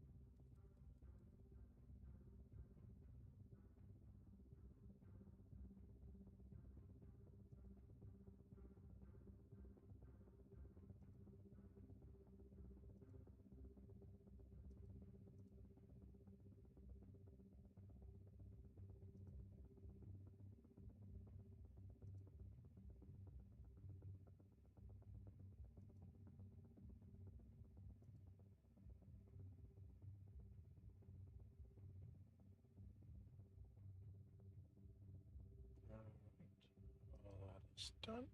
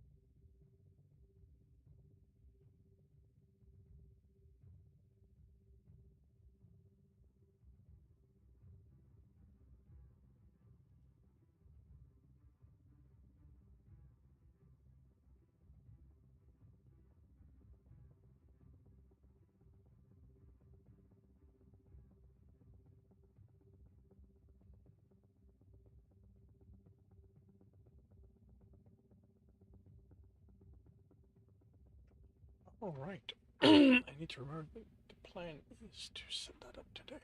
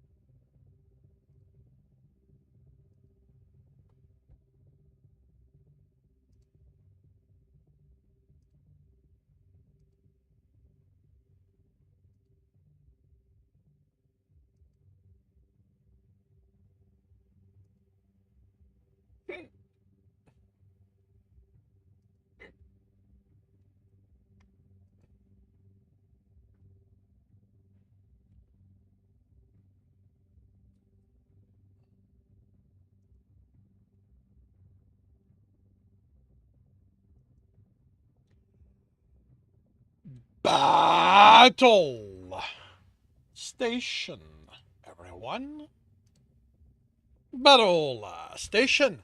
We have 79 allies. We're going up against 86 enemies. Jessica starts us in the lead. Scooter's in second. Crispy Prop is in third. Oh, did I get an epic? Oh, that'll be nice if I did. Because I just need one, don't I? Yeah. Well, we'll see. Jessica's in first place. Talia Dub is in second. QS Creates is in third. Disillusionist was jumped to second place, but got pushed down to third. QS is in second. Scooter Brother was in third, is back in third. Aoshi is in third. And with that, we are done. We have one. Oh, and I got my epic kill. That is nice. I will not have to fight for that. Jessica is in first place, 3 kills, 17 assists. QS Creates is in second place, 5 kill, 14 assists. And Scooter Brother is in third, 2 kill, 14 assists. We have, let's see, okay, Lancer. Do we have our monster today? Nope, the monster is not here yet. Berserkers, Vampire. Oh, Vampires, reliable battle. Do we have a reliable battle within this battle? Nope, no reliable battle within this battle. So,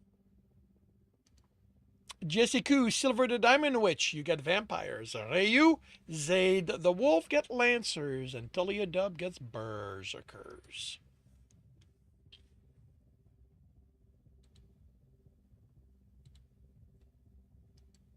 And we move on to the skin chest.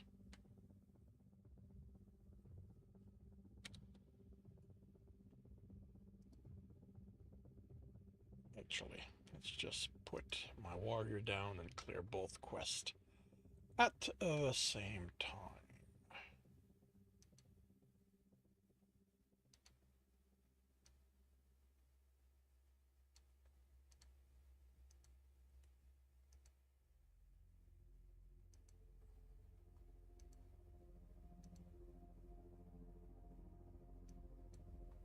I need assist from healing after that. That's gonna be quick.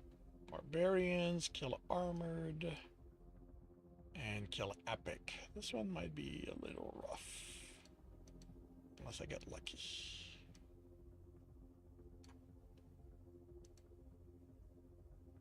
But yeah, after this we will well, I'll put a fairy on the board and go from there. But yeah, half an hour to see how this turns out. And I will start on the next chapter. On the next read and correct. By confirming the microphone is on, turning off desktop audio. I am confirming I'm on the correct screen. I have the correct image up. I'm starting the recording and I will see you on the other side. Welcome back to another reading and correcting with me, Kindar, the Tiger Writes, and Ty, the Tiger Supervisor. These are where I read a chapter from one of my stories and correct it as I go. If you want to listen to these live, it's every Tuesday morning, 8 a.m. Eastern Time on Twitch. And if you are looking to support me, that is on my Patreon. Today we are doing chapter 18 of Once Broken. Jacoby crawled out from under the hover. He reached back under and pulled forward the anti-gravity generator. Oh boy, what? He reached back under and pulled the forward anti-gravity generator out. With a grunt, he lifted it and put it on the table he set up. He let go of it and wiped the grime off his hand. Anti-grav units were always filthy, no matter how well sealed they were. Not that this one had been sealed. He had to rub hard before his hands were clean of the oily slime. Plenty of people had put out theories as to how the slime happened, but he didn't care about the how. He just wished someone came up with an easier way to clean the gunk off. He looked up from the anti-grav unit at the joyful roar. In the distance, a group of Somalian was at the shooting range Alex had set up. Jacoby picked up the rifle and looked through the sight of the group. He adjusted the focus, which never remained set. Which never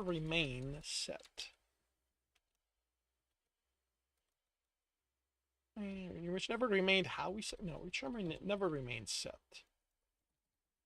The large group was a mix of young and older Somalian. He couldn't tell gender from the back, and at the distance, he only recognized the big, sandy-furred one who'd become Alex's shadow. The Somalian fired, and the shot went wide, hitting the edge of the polycarbon sheet, which had been set up a few 100 feet away from them. Someone had painted a rough animal shape on all of them, and no one even seemed to be able to hit them reliably. After almost a week of practice, they should be better.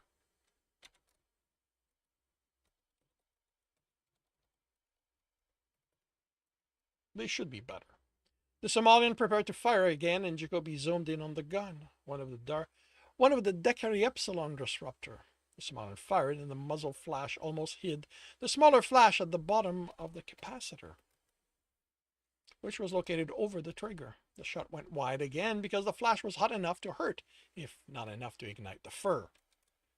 He zoomed out in time to see Alex motion for the Somalian to fire again. Another white shot. Didn't Alex notice that the capacitor wasn't sealed properly? Alex had checked all the weapons to make sure they were in good condition. That was an easy problem to miss, but he should have been checking the guns after someone missed consistently. Jacoby looked at another Somalian. They seemed to be having fun, if nothing else. Wrong way of holding the guns on 3 of them. Half of them didn't even try to aim, firing wildly at the targets. When one of them waved the gun around, exclaiming something,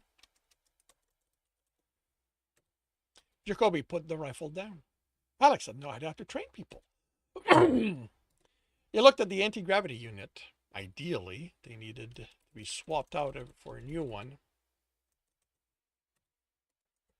For a new one a new one every decade. The dirty unit was then sent back to the manufacturer, disassembled, and each component immersed in a dissolving bath. If you couldn't afford that, or, like his dad, wanted to save money, some alcohol, rags, and a lot of patience would get the same result, since the dissolver was deemed too dangerous for people to use.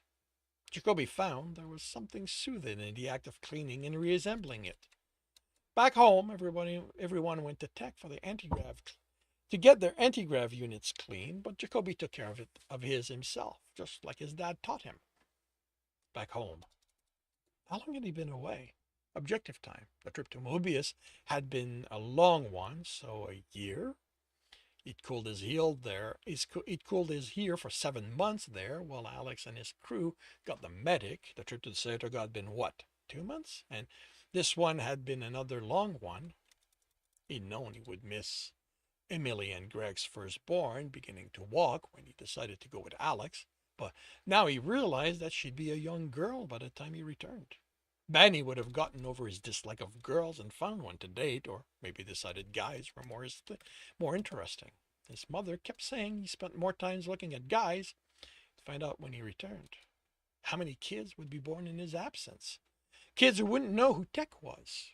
He could call home the next time he went to the city, but he wouldn't. Realizing he was missing so much was enough. Alex hadn't wanted any of the kids to help in Tech's rescue because he hadn't wanted them to get hurt.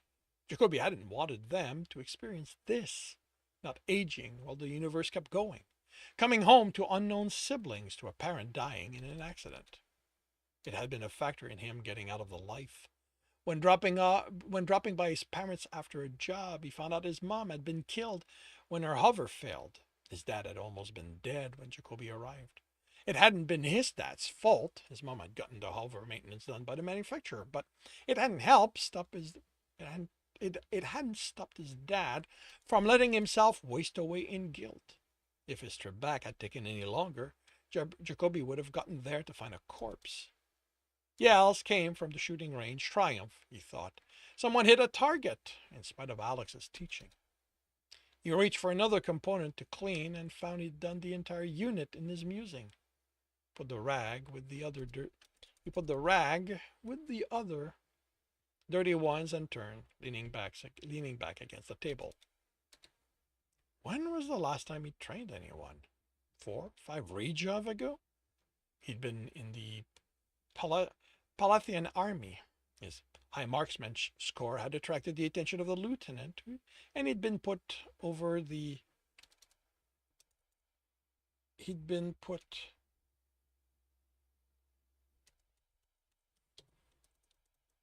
through the over-the-net courses on how to teach and was given a unit to work with. Jacoby had enjoyed the experience, but other than the occasional correcting a young merc on how to handle a gun, he hadn't taught since then. No matter how often the kids had pestered him about it back home, he didn't show them how to. It wasn't like there was a lack of people to teach them. Most there enjoyed going hunting, so they knew how to shoot, but Jacoby was the big bad merc who fought in every big battle in the universe, so the stories went. He was also the only one who was always armed. Of course, what none of the kids understood, what even most of the parents didn't, was how dangerous a gun was. For the kids, it was about being badass. That Mikhail had killed himself while playing with his mother's improperly stored rifle hadn't had an effect on them. They were smarter, wiser, far more adept than Mikhail had ever been. They would never do what he had. He smiled in spite of himself. Kids. Another yell of triumph. Idiot. You, Jacoby, not them, he told himself. If you let Alex continue this, all they were going to learn was how to get hurt. Alex wasn't all that good a marksman to start with, and he was passing along his bad habits, not teaching them to do better. And whose fault is it that Alex is teaching them? He brought the rifle to his shoulder and looked through the sight. Gun happy, the lot of them. Kids with brand new toys and no idea they could kill one another with them. He sighted a target, adjusted the rifle's power, and fired. They took 5 shots, and the painted animal was gone. A hole through the polycarbon in its place. That should send the right message. He thought as he shouldered the rifle and headed for the shooting range. They stood looking at him, talking among each other. Not one of them had taken a shot while he approached. Alex didn't look like he wanted to kill him, but considering how a trigger he seemed to be, there was no telling how he'd react. Would he think Jacoby was trying to undercut his authority? Alex, he nodded a greeting. How about we split training duties? I thought you weren't interested in helping. Jacoby shrugged. There's only so many repairs I can deal with in a day. This is going to be distraction from that. He nodded to the Somalians practicing hand-to-hand fighting. You can supervise a brawler and make sure they don't kill each other. What do you think this is? A joke? You don't just do this as a distraction joke. It's a job, Alex. You said so yourself. I'm going to treat it as such. We can discuss payment later. I know you're good for it. Alex didn't immediately reply. When he did speak, it wasn't in standard, but in something that resembled what the Somalian spoke. A shadow replied, they exchanged a few words, and then Alex looked at Jacoby. I'm leaving them in your hands. You speak their language? A few words. I need to be able to instruct them. How did you even learn? Alex shrugged. It's just code. I'm good with code. He headed away. Jacoby didn't like that. Alex was spending too much time among the Somalians. Soon he was going to start going around naked again. And he was going to have to make sure the man didn't turn native on him. We shoot? The sandy-furred Somalian asked. What's your name? What's your name? Erigrik? Who else can understand standard? Mother can. Jacoby looked among the others here. Is she here? Where is she? In her home. Then you'll be my translator. Everyone, gun in hand. Rig pointed to the rifle slung over Jacoby's shoulder. I want that. Jacoby raised an eyebrow. Maybe once I'm confident you know how to handle a gun, we'll move to rifle. Right now, I'm going to show you how to check your guns and make sure they work properly. All right, that's enough for today. The course on how to take a gun apart and reassemble it went quickly enough. Then he'd had them go through each gun so they got a feel for them. He moved away from the crate where the rest were. Now that you've tried them, I want you to pick your favorite ones. Jacoby translated, and instead of the rush and fighting over the guns Jacoby expected, they waited. Rig went first and took the Inuri Volt, the most powerful one of the bunch. While others waited their turn, they talked, and by the time everyone had a gun, there had been no fight or arguments. No fights or arguments.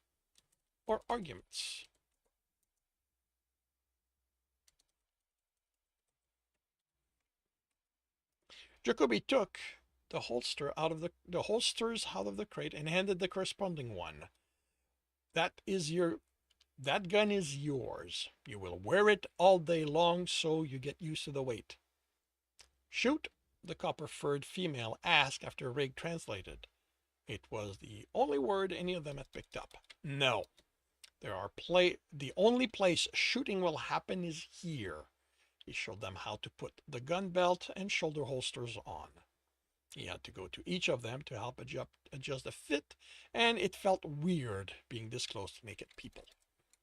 Once he was done, and he knew they were properly adjusted, the Somalians growled as they played with the strap, trying to loosen them or smooth the fur under them. I know this doesn't feel normal, but you'll get used to it. Rig translated and received comments and returns. This means your hands are free to do whatever else you need to do until you have to fire at someone. He took the boxes of extra power pack and headed for the hover. At the hover, he removed the panel, revealing the external charging slots. Fortunately for him, if there was one thing weapons manufacturer had agreed on, it was a standard power pack. He motioned to Rig's gun. Take the pack out. It took the Somalian a few tries, but he found the release switch. Put it back in and take it out again. Rig did so, and the others did the same without being told to. Jacoby had them repeat it until they were able to do it without too much hesitation. Good. Rig, how much charge in yours? The Somalian took the pack out smoothly, turned it over until he found the display, and then squinted at it in a way that had Jacoby suspect he needed eyesight correction. Low. Rig said. Good enough. He suspected as much since Alex hadn't brought any of the packs in for recharging. He took a pack out of the box, inserted it in the slot. He had no idea.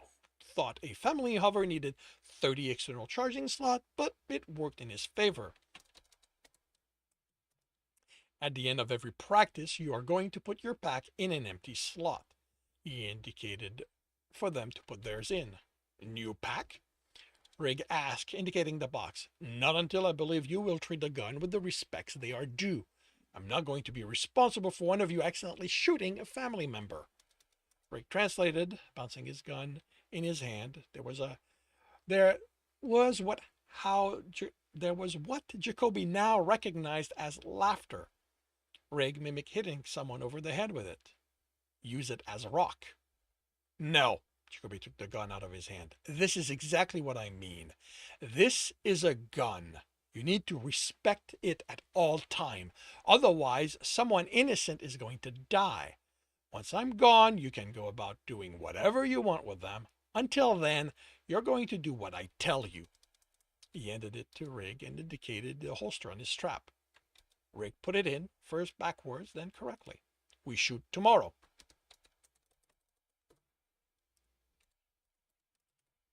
Yeah, once you're done with your hand-to-hand practice, come here for your packs,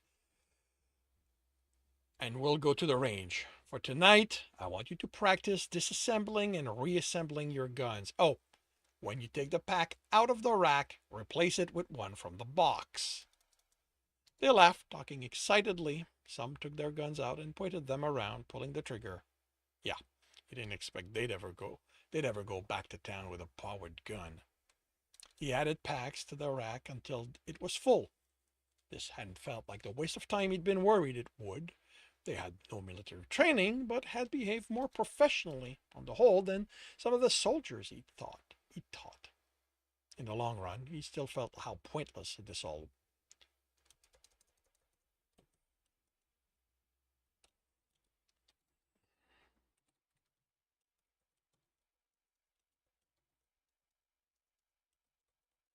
On the long run, this still felt pointless. They wouldn't be able to learn everything they needed to be competent before Tech was done with his wall or the next marauder attack.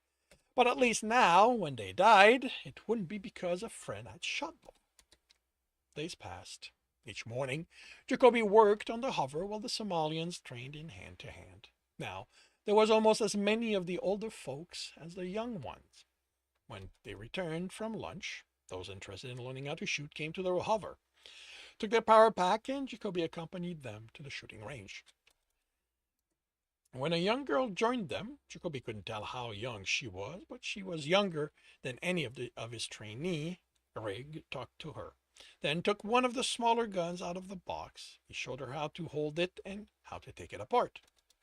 Jacoby watched him, ready to intervene, but the Somalian had the making of a good teacher. Then, one morning, Jacoby heard cheers from the hand-to-hand fighters and saw Tech in the middle of them, letting loose. He ran to the group and couldn't find Alex, so he grabbed Rig, standing and cheering with the others as Tech clawed an older fighter's chest. Where's Alex? In town? Jacoby cursed. Get him! Rig looked at him confused. Go get him before someone dies. He pushed the Somalian and Rig headed away. If not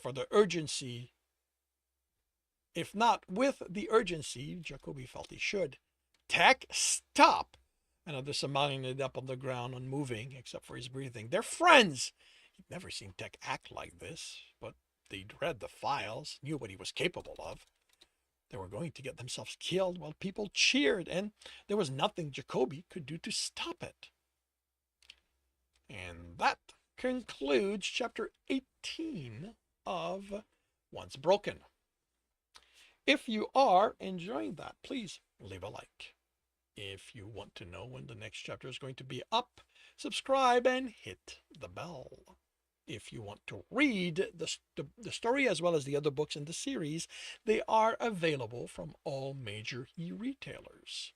If you want to support me, that is on my Patreon, where you can get access to basically everything else I've written. And if you want to listen to these live, it's every Tuesday morning, 8 a.m. Eastern Time on Twitch. The links are in the notes, and with that, I shall wish you a good day.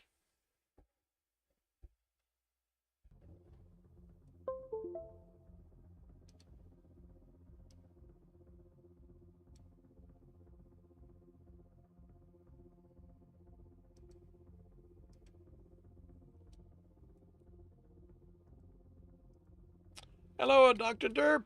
Welcome to the stream. Your clock has been updated. I am doing well, thank you very much. Went to bed a little late last night due to reading a book. And for once, it was not one of mine.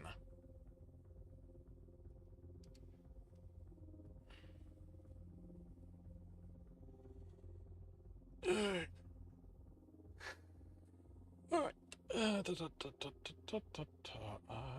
need to bring back up.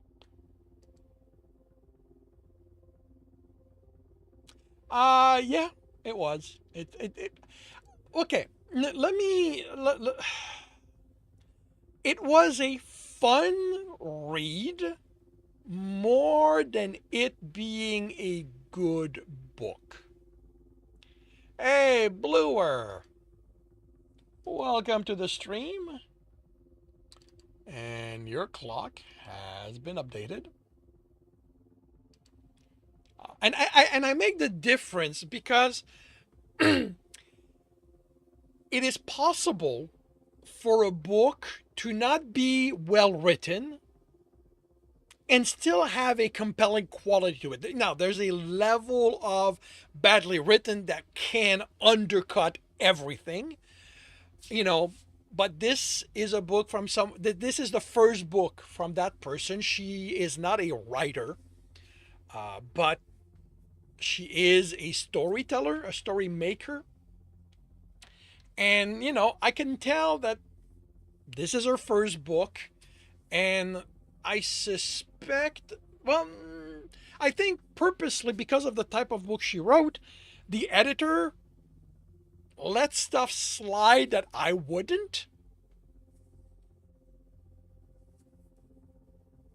But the read was fun, and those things that I wouldn't let slide weren't so disruptive that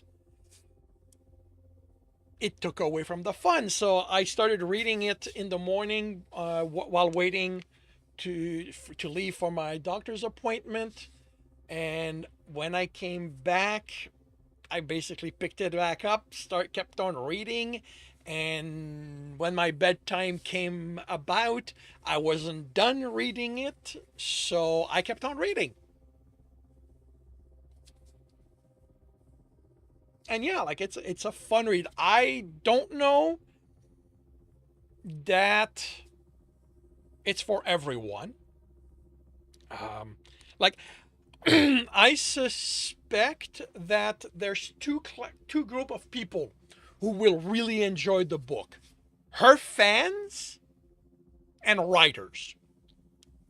Because while it is a fiction book, it's about a writer. It's about a writer dealing with characters in the story she's writing that don't really want to cooperate with her. And it's something that, on some level, every Discovery writer has had to deal with. Like, I was reading, I was reading it, and I was going, "Oh yeah, I know how that goes." What's better, reading your own or someone else? It depends. The someone else's. I will read with many of the someone else's that I start. Often I find myself not continuing, either because I don't care for the writing or the story itself just isn't for me.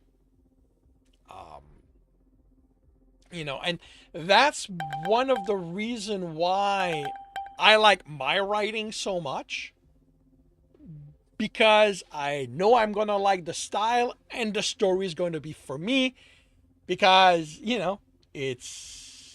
I wrote it for me. And with other people's story, it's always a gamble. And a lot of the time it is a gamble worth taking, like expanding what you read, but a lot of the time it is also a gamble that doesn't pay off. you know and there's a certain group of writers that I've become very reticent to read, because I hate being disappointed by them.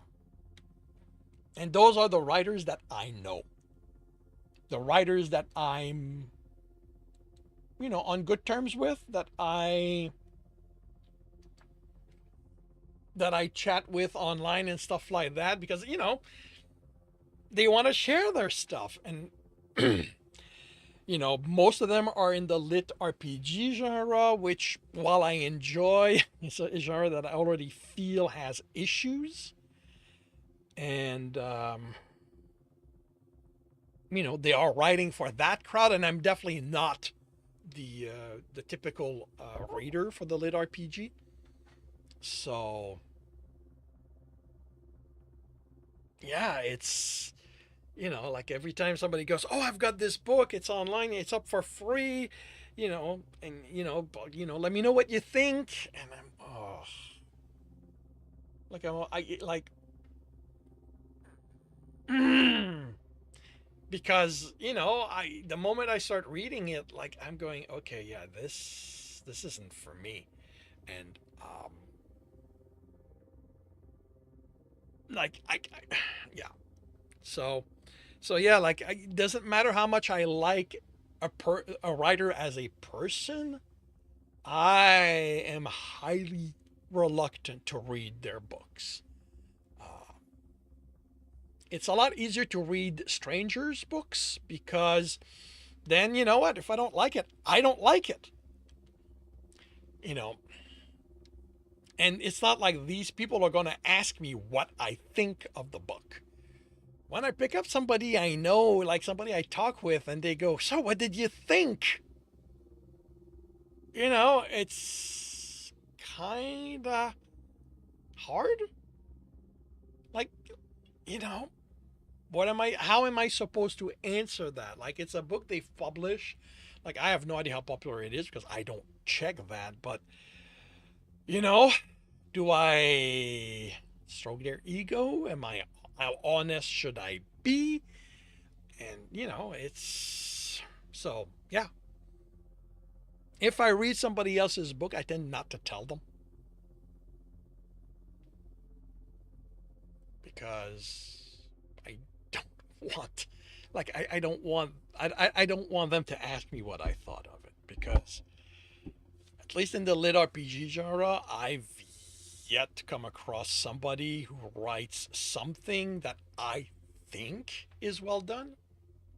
I mean, among the writers I know, among the crowd that I know, like, they, and some of them are successful in that crowd.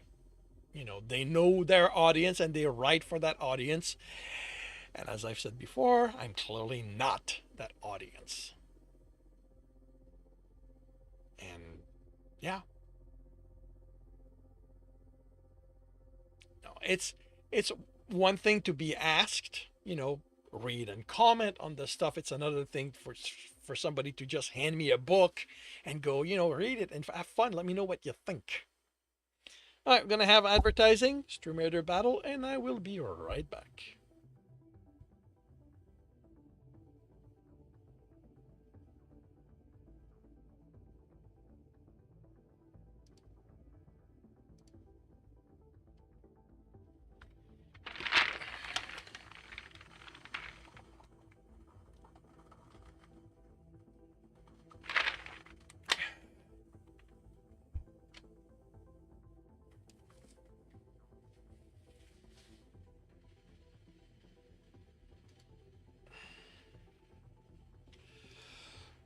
Battle Station, everyone.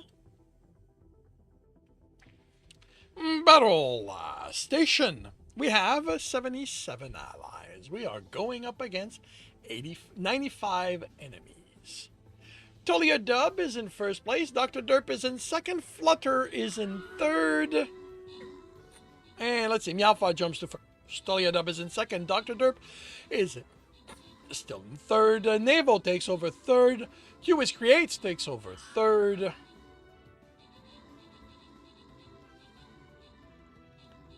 And I died. Yep, I did. Let's see. Meowfa is in first. Tolia is in second. Richter Scale is in third. Etir, Darth, Q-Wiz have killed a bunch of epics.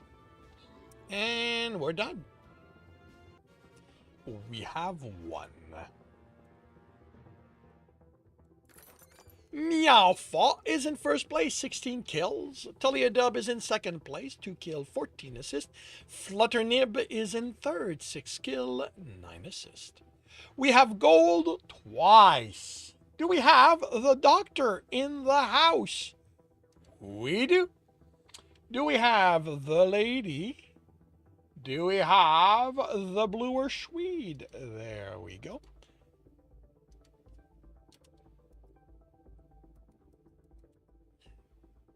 Then we have monks and centurions, neither of which are currently being claimed. So, Nursing Geek, Celine, Azerty, you get centurions. Beaming Facepalm gets monked. And we move on to a moderate battle before the scroll chest.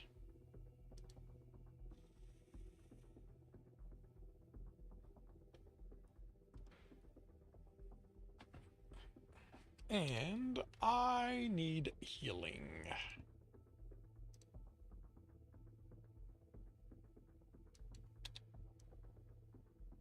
So I'm gonna put my fairy down right here.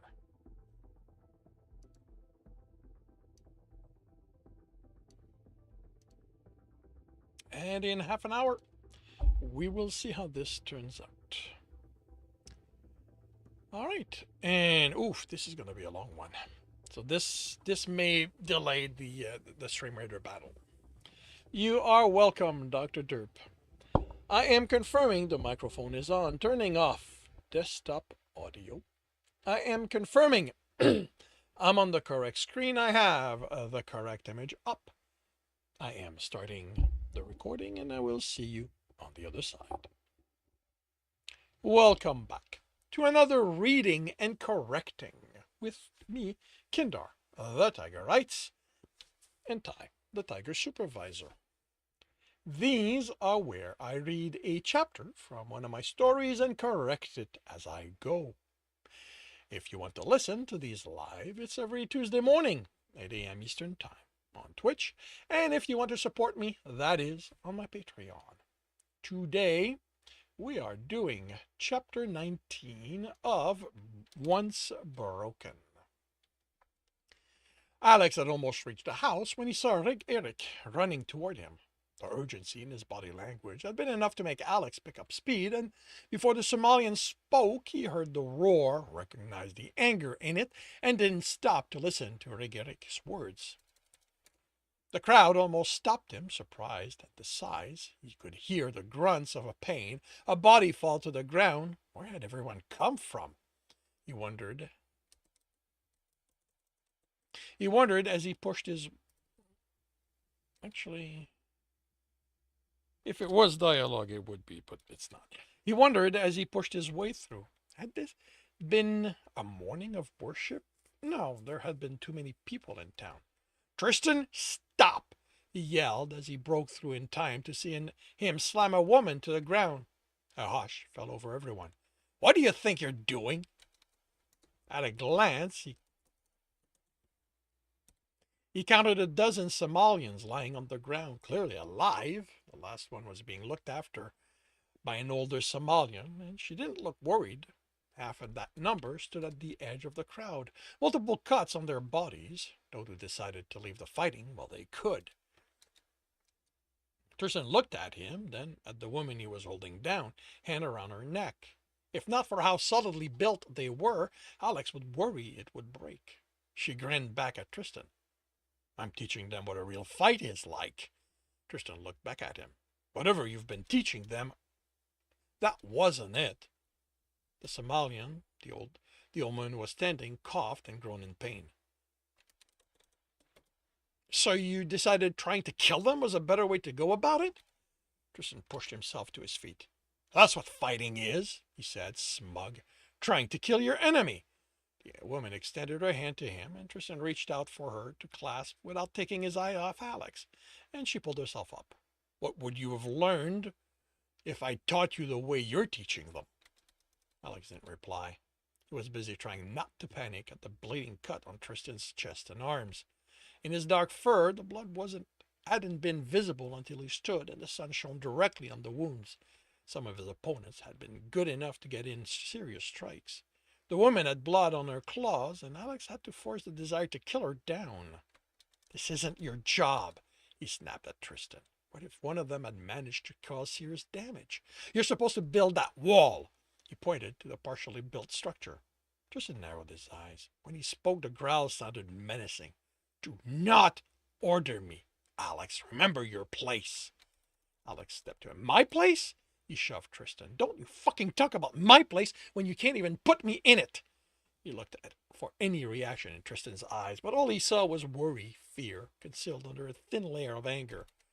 Not until I know you teach them properly. Tristan growled at him. I didn't train you so you'd go easy on anyone else. Go easy? Alex shoved at Tristan, who took a step back. He shouldn't move, shouldn't react to being shoved. He was immovable. You think I want to go easy on them? How hard it was for Alex not to bury his knife in Eric anytime the Somalian convinced him to spar. How he did everything he could not to fight, so the temptation wouldn't whisper at him, remind him how good it felt to watch the life drain out of someone in his eyes. Unlike you, I don't need to beat someone within an inch of his life to feel like I'm teaching him a lesson. Tristan staggered back, even if this time Alex hadn't touched him. Alex, I never... His voice shook, but it was now in fear. You weren't in danger. I know how much I can take. Really? Compare notes with Cornelius about that time you almost... Yeah. How much I can take. Really? Care to compare notes with Cornelius about that time you almost killed me? Tristan staggered again, and Alex hated himself for causing the pain he was seeing in his eyes, but there had to be a breaking point somewhere, a point where the pain turned into anger, rage, a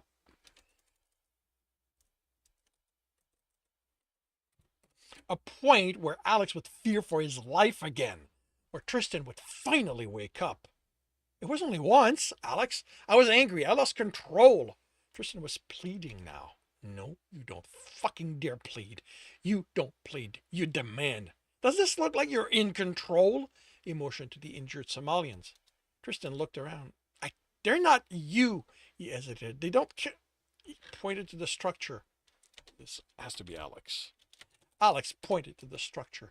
Go back to your fucking wall. Right back, Alex mentally demanded. Remind me I have no right to order you. Please. Tristan's shoulders slump. I just want to help. I don't need your fucking help. I need you to beat me.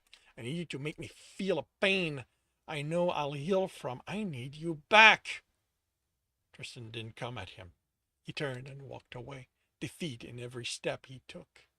I need you to finish that fucking wall so you'll never let me talk to you this way ever again. Don't you get that?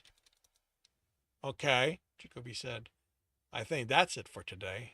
Rig, get people here to see to the injured. Remind everyone to put the power packs in the charger before they leave. People moved, but Alex ignored them. Focus on Tristan's back. When the Somalian reached the wall, he kicked at it and like a sullen child. Alex wanted to cry. Alex! He rounded on Jacoby, knife in hand. When it registered, the man had called his name a few times before that. What? He growled. What was that? Jacoby's tone was controlled but angry. I thought we came here to help him get better. This doesn't look like anything resembling that. Alex's hand tightened on the pommel. You think I don't know that? You think this is what I want? What the fuck are you doing to help? Watch the tone, Crimson. This might be your job, but I'm not going to let you talk to me like I'm some second-rate lieutenant. Alex glared at Jacoby, and the man responded in kind, which only made Alex want to stab him. He pushed his anger down and used every trick Tristan taught him to seem sincere. I'm sorry. Hopefully that was enough to get Jacoby to leave him alone. Jacoby sighed. Look, Alex, I know this is screwing with you. You and him have a complicated relationship, and it looks nothing like this. I get that. He looked towards Tristan. I think you need to admit this isn't working. I can have the hover functional before the end of the day. Let's just go home. Cornelius is going to know people who can help. No. Alex, no, he snapped. Didn't the man understand how close he was to being stabbed 100 times over? We're giving him time. This is harder on him than us. He had to believe that. Alex had to believe that Tristan wanted to be better, that all those losses of control were because his nature was at war with what was required of him. Come on. What's so difficult about stacking stones? Have you bothered talking with anyone here? Alex asked. Did you learn anything about them? No. The answer was flat, as if Alex should have known. Somalians are wired differently than us, he said, putting as much conviction into words as he could. It had to be true. They have a core attribute. Tristan's is destruction. Come on, Alex. That's primitive superstition.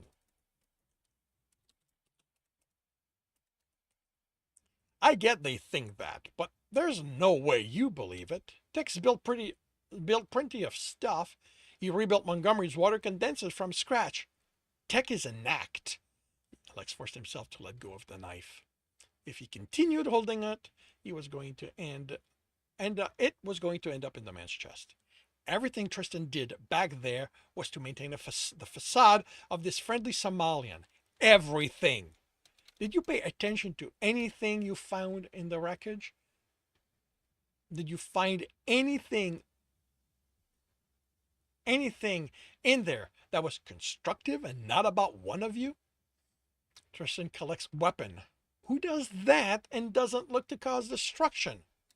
Plenty of people collect weapons. How many of them keep them in perfect working order with a fully charged pack in them? How many of them also know everything there is to know about every explosive ever made, about every ship design out there? You don't get it. If it isn't about destroying something, using people, or getting himself out of a jam, Tristan has no interest in it. He pointed to Tristan. That wall is the most difficult thing he's ever had to do. Jacoby studied Alex. You actually believe that, don't you?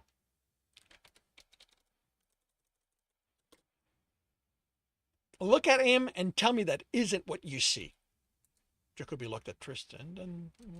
no, actually, this is Alex's point of view. Then back at Alex. I see someone in pain. I see someone desperate for the pain to end. So desperate, he'll try anything, even something he knows deep down isn't doing any good. Well,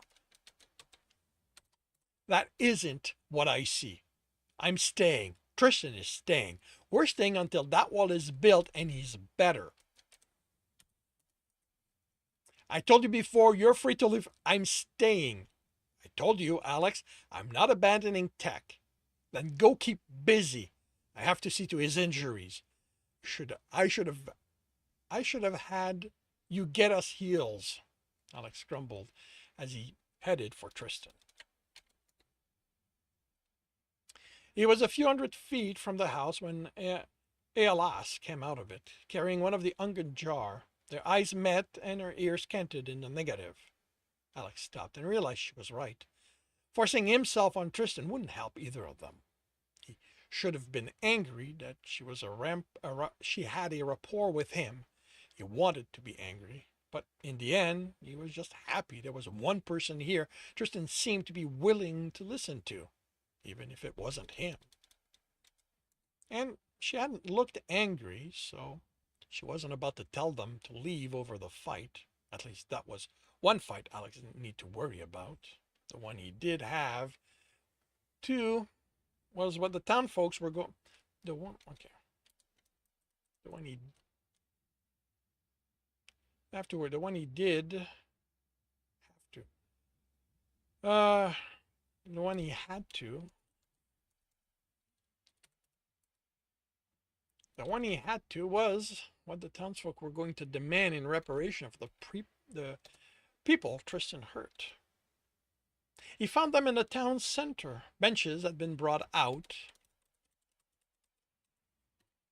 and they were seated on them, speaking excitedly as they applied the green unguent onto the wounds, or had someone apply it. They spoke too quickly for Alex to make any of it out, but the tone wasn't somber as Alex expected, and the people around them listened with rapt attention.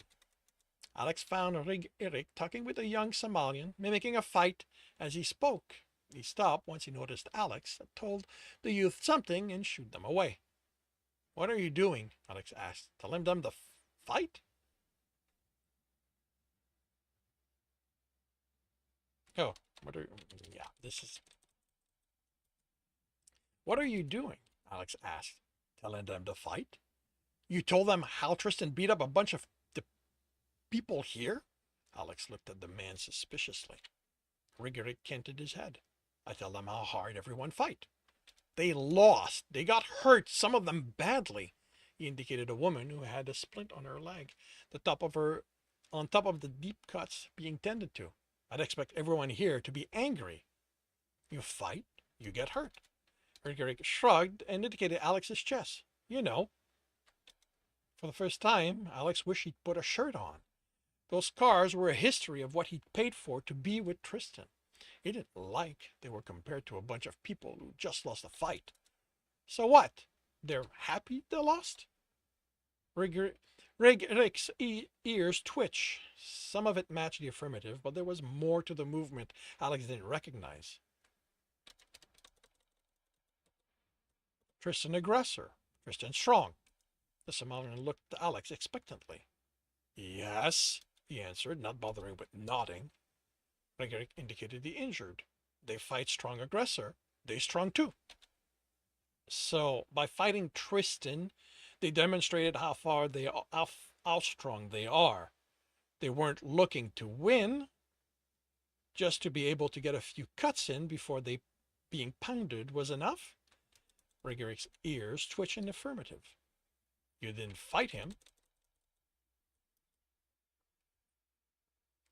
Rig-Eric watched Alex. I'm not that strong. Alex thought he detected a trace of shame in the voice, but he looked around, only now noticed that everyone injured was older. If what he'd worked out about Somalian fur turning white with age was accurate. Only the older, more experienced fighters had gone up against Tristan. I still don't get it.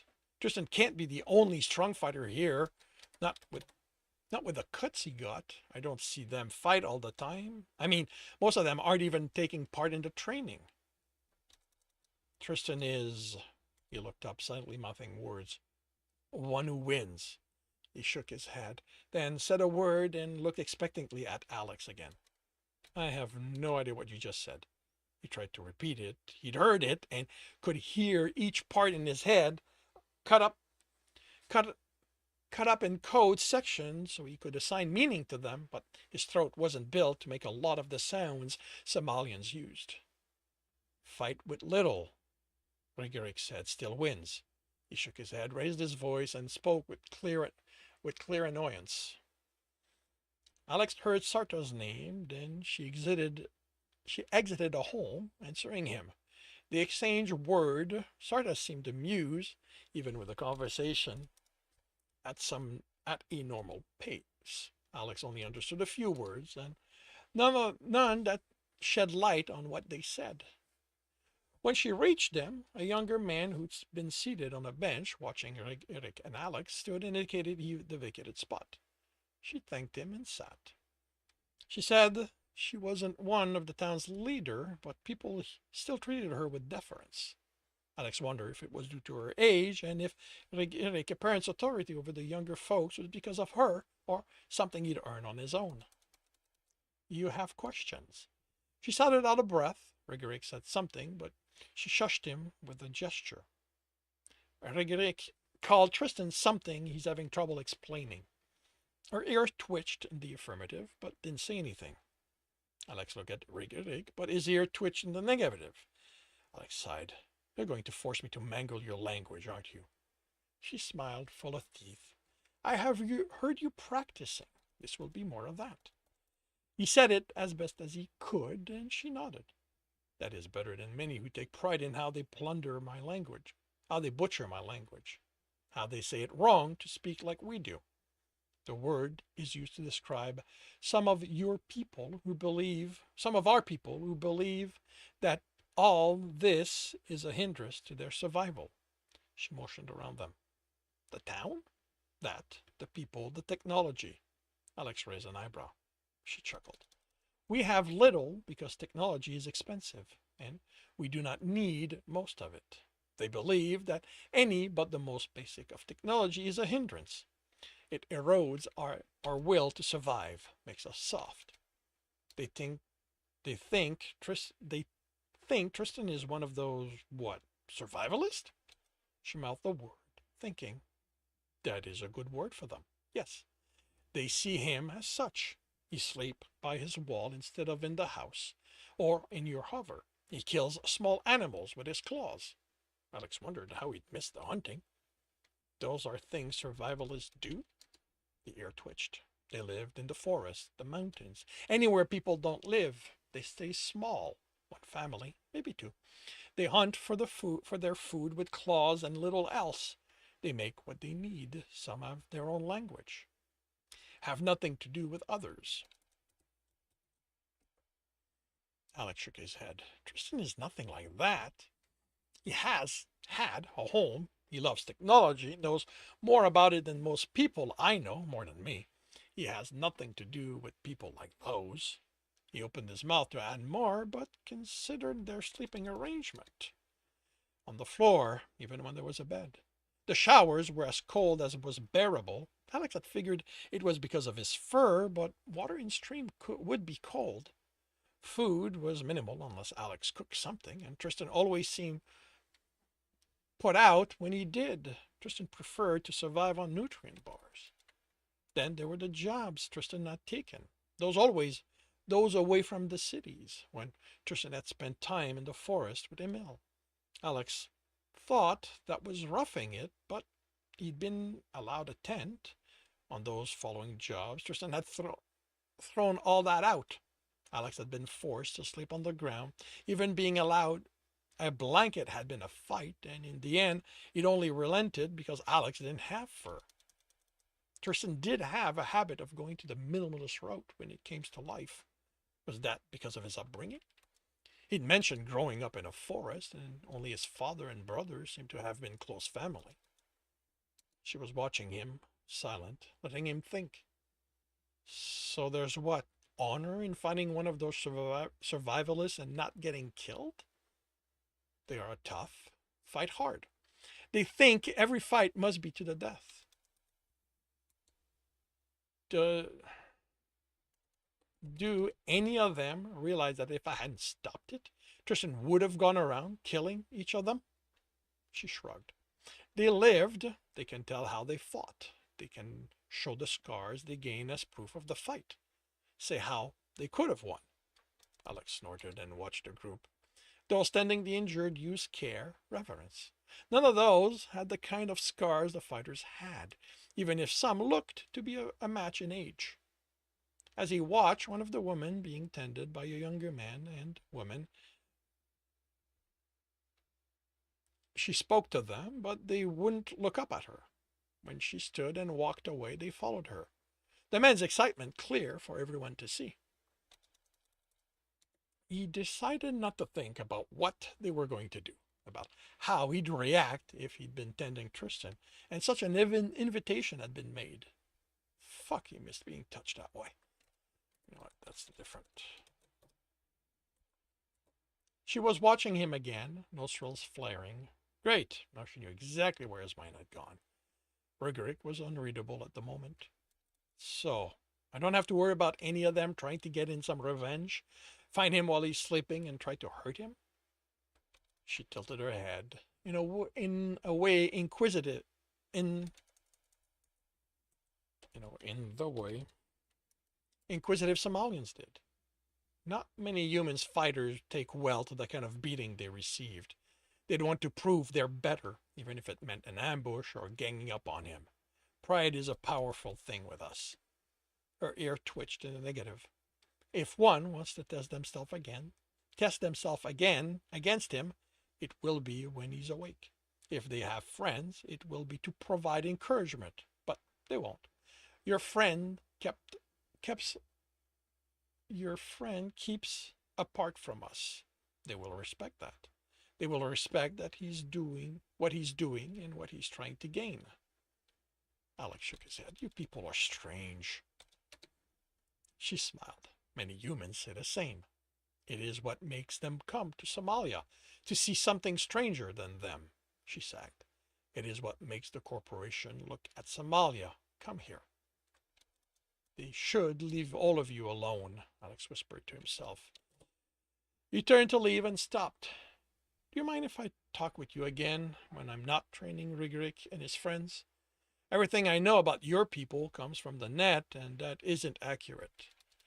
Ehalas told me a few things about the aspect, but I'd like to learn more about you as people. I thought you wanted to leave, she said. The other human, Jacoby, doesn't like being here. I have to wait until Tristan's done, and I get the feeling it's going to take longer than I expected. Alex chuckled. To be fair, I expected you to only be here a couple of days, and not close to 2 months. We've already been here. When he began observing them, it had been to gain information to use if he had to force their cooperation on something.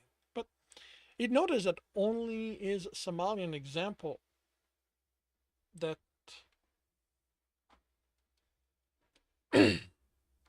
but he'd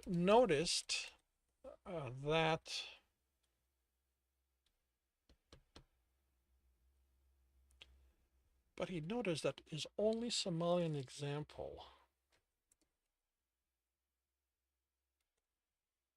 before being here was so human he couldn't use anything from that as a frame of reference. And now that Alex was confident townsfolk wouldn't be a problem, he finally was curious about who they were. That none of the research he'd read had bothered with the people, just the stories about them. Wait, what? She studied him, ears unmoving, face still. Come and ask your question, she said finally, and I will decide if you should know us.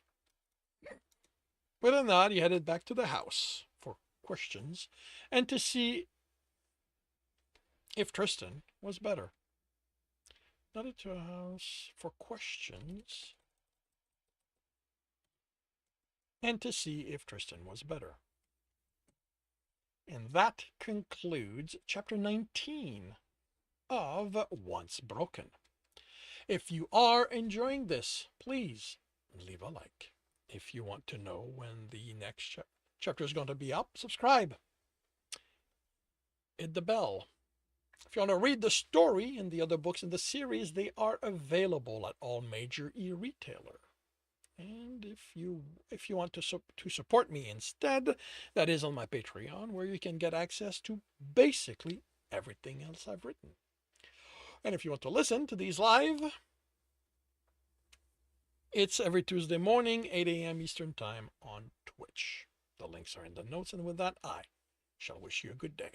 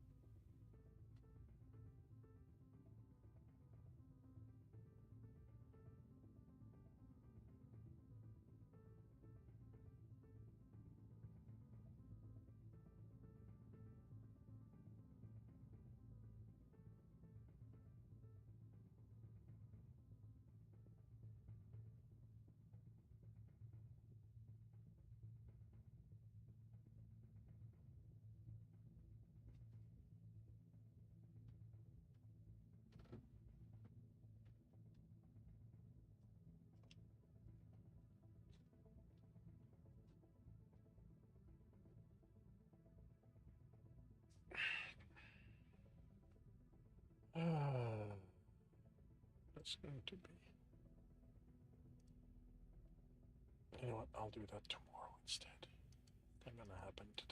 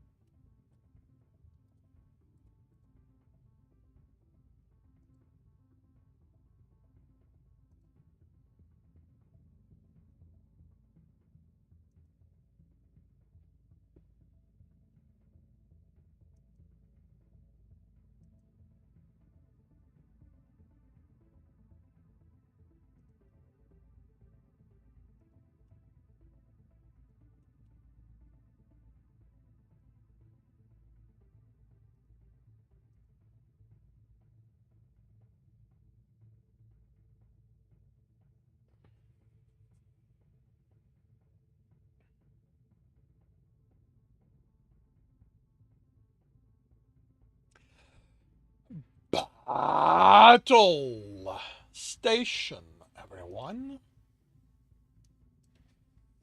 Battle Station. We have 62 allies. We are going up against 109 enemies. Shoehorn is in first place. Aoshi's in first. Shoehorn's now in second. Crispy Prop is in third. Evadine takes over third.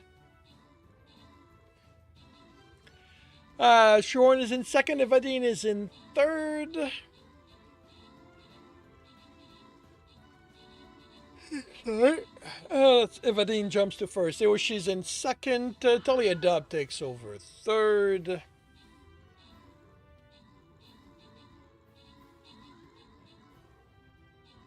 Darth and Evadine have killed epics. I have no doubt others have done so too. Crispy Prop is no longer in third. Aoshi is in third. Evadine is in second. Evadine is in first. Dub is back in second. And we are basically done. There we go. We've won.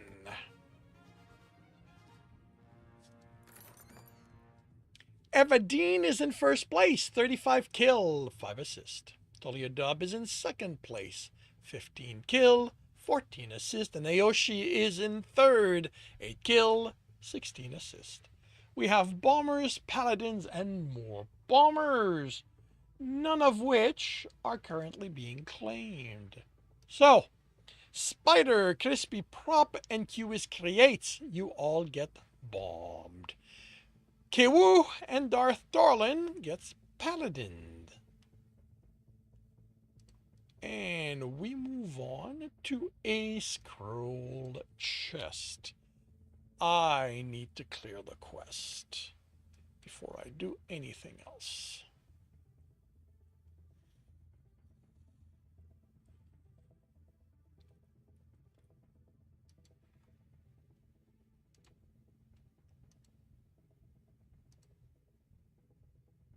Barbarians. 3 of them.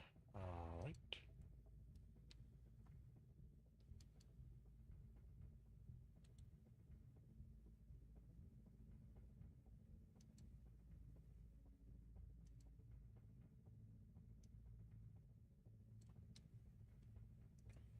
Alright.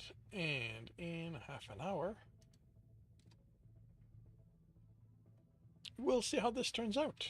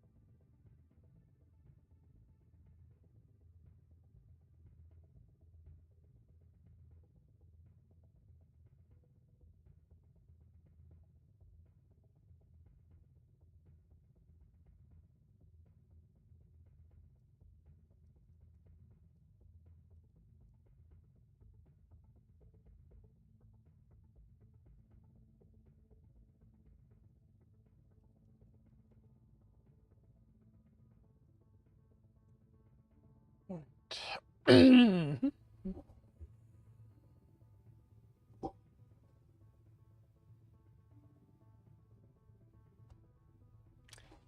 It is time for me to take lunch. I will do my best to be back within 20 minutes or so, at least in time for the battle. Otherwise, I will see you all when I get back from lunch.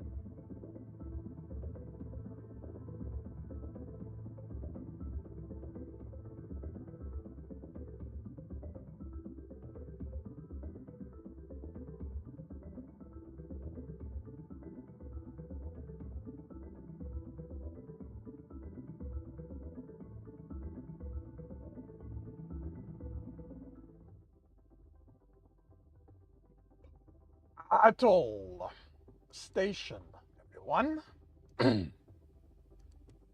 Battle Station.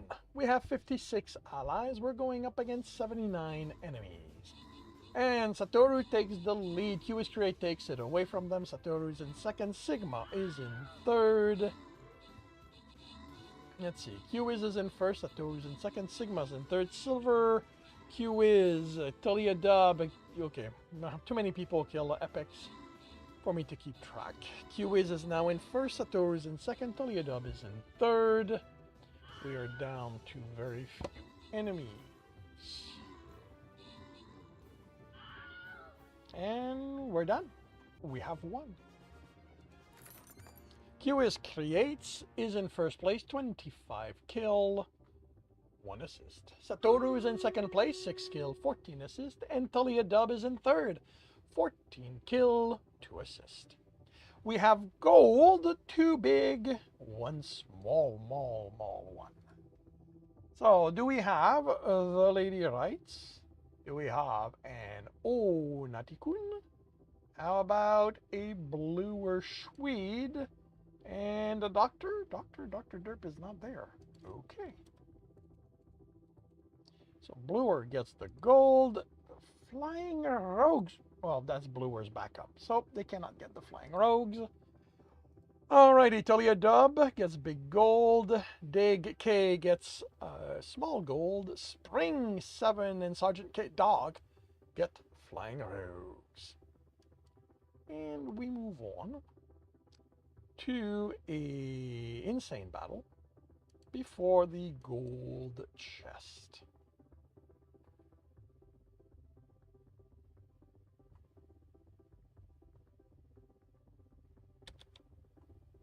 My mage, that's range. Yep, it is mage, right? Yes, it is.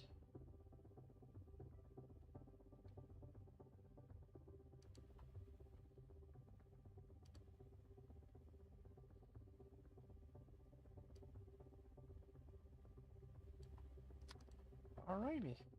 And we will see how this turns out when I get back from lunch.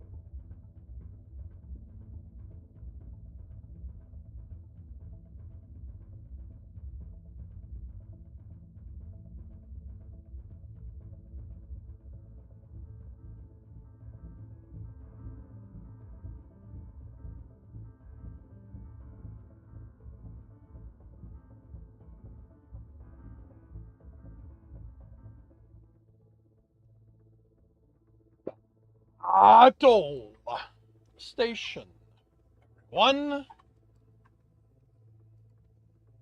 Battle Station. We have 52 allies. We're going up against 144 enemies. Sigma takes the lead. Shadowseer is in second. Nursing Geek is in third. Quinn and Nursing Geek killed a bunch of epics. Sigma's in first place. Nursing Geek is in second. Shadowseer is in third.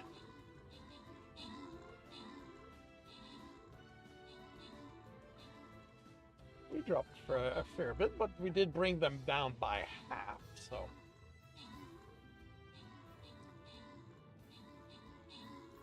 Let's see. Sigma maintains the lead. Scooter Brothers now in second place, with Shadowseer in third. And the free-for-all starts. Let's see how we do. And we are doing well. Sigma is still in first place. Scooter Brothers in second. Navo is now in third. And we're done. We have won. Sigma OS is in first place, 61 kill, 8 assist. Navo is in second place, 6 kill, 27 assist. And Scooter Brother is in third with 33 assist. We have vampires. Do we have a reliable battle within this battle?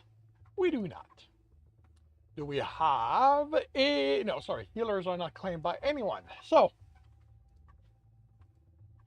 Dax Karma gets healed. Monotony 8-bit gets vampires. And we move on to the gold chest before the boss, which means we will be starting on the super boss map today. Alrighty, back to barbarians.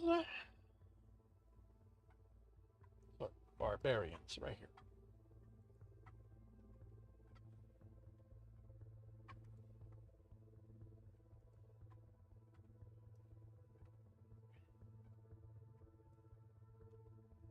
And in half an hour, we will see how this turns out.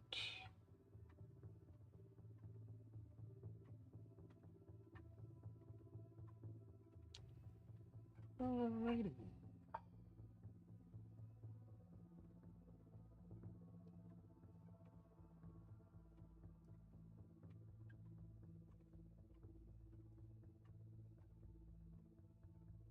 And this afternoon it is Rabbit chapter 19, which is the last chapter of the book. It is an Alex chapter.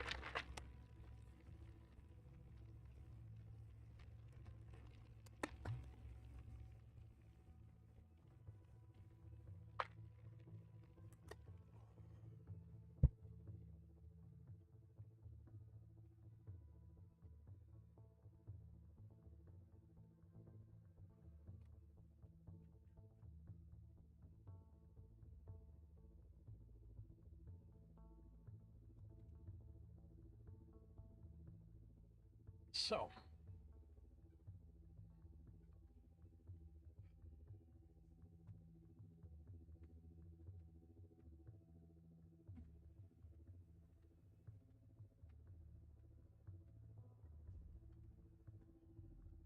check something.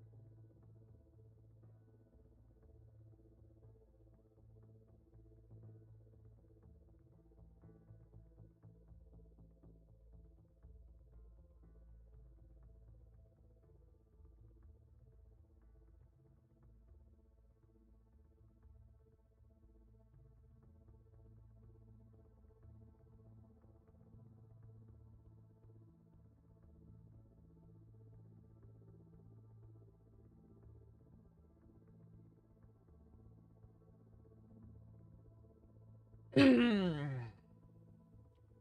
the odds are the Chevelle is destroyed.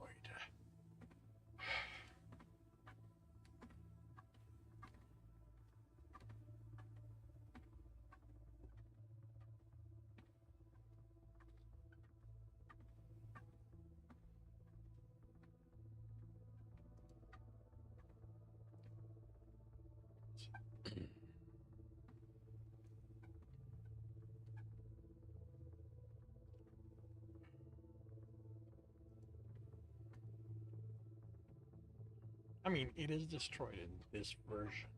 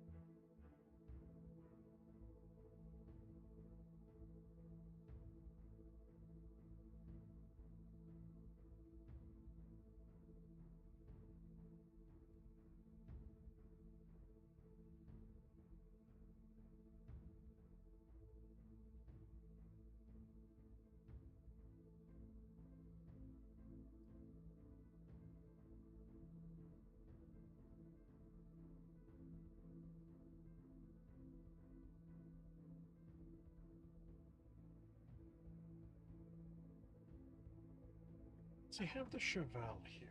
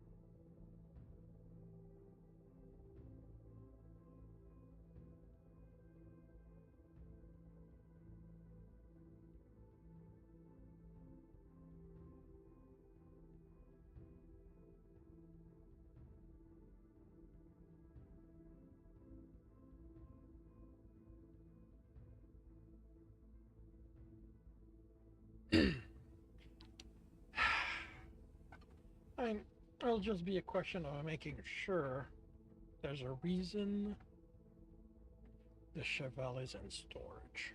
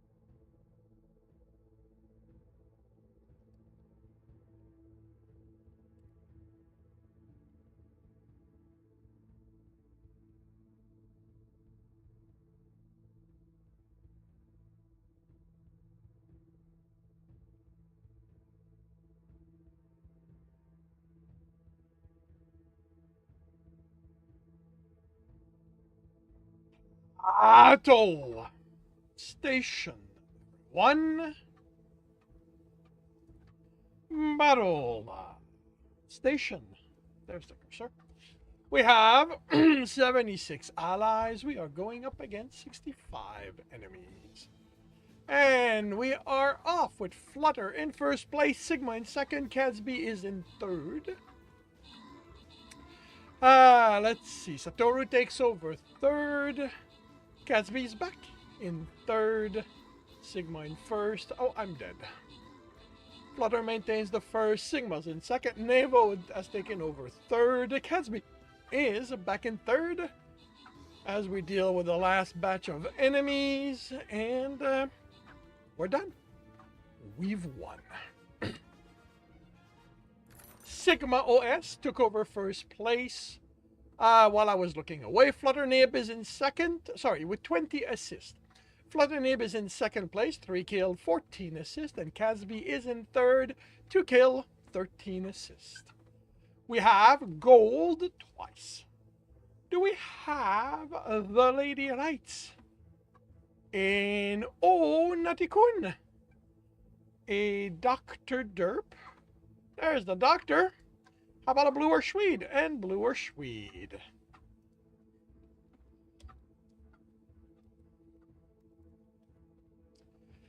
Then we have Monks and Centurions, which are not claimed by anyone at this time. So Zaid the Wolf gets Monked, Monotony 8B gets Centurion, and indeed, reliable battle, good battle. Welcome to the stream. Your clock has been updated. And we move on to the boss battle.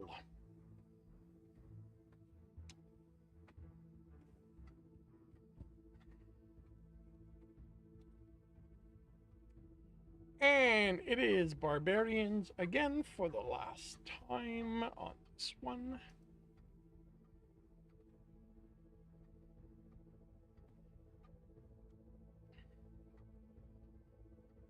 And I have a quest to check.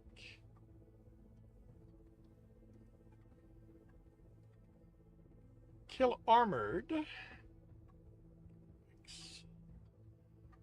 How much armor is there in here? That's melee. That's armored. So there's a decent number of armored. I may get my 2 armored kills. We'll see. In about half an hour.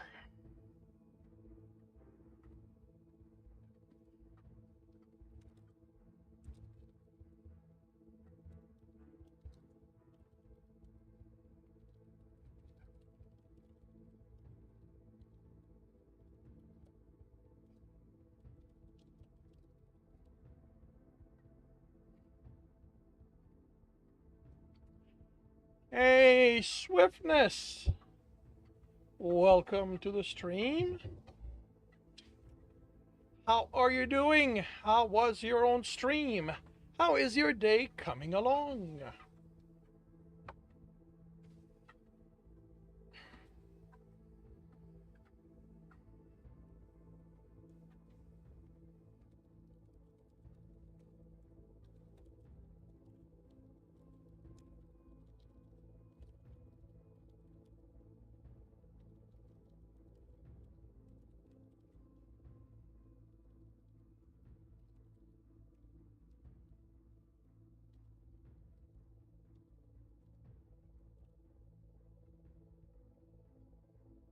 Still stream because you are tired. I hope you get to rest then. I hope your day is mostly done and you can take it easy going forward.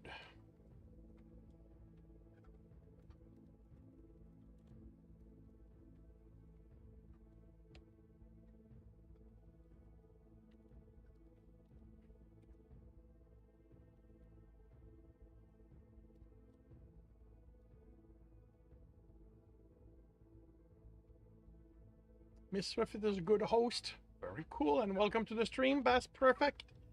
How are you doing today?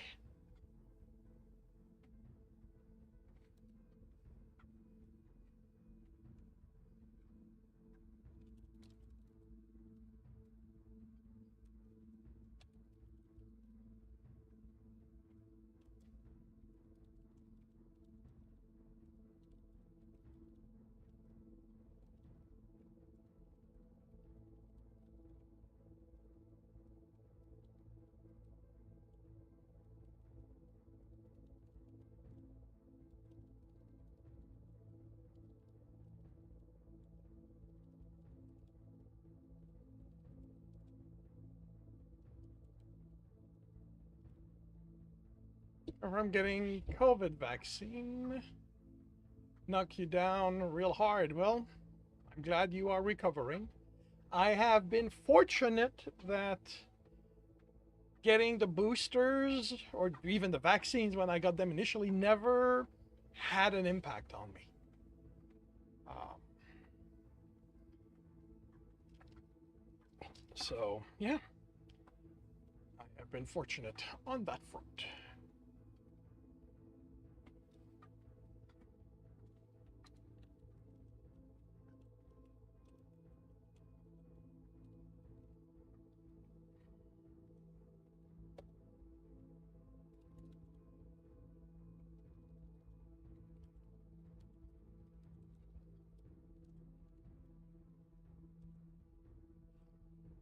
The first time you got it, you were fine. Not this time.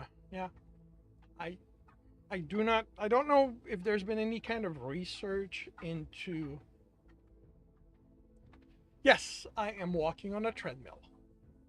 Uh, my health issues do not allow me to just spend my day sitting down and writing. I used to weigh 260 pounds. I am down to 220. I seem to have plateaued about there, but it's still 40 pounds over 2 years, so not complaining. Um, but yeah, I gain weight fairly easily. And when I decided to do this full time, I knew that if all I did was sitting in the chair while I worked, I was courting a heart attack. And so, getting a treadmill became an investment, and then it was a question of figuring out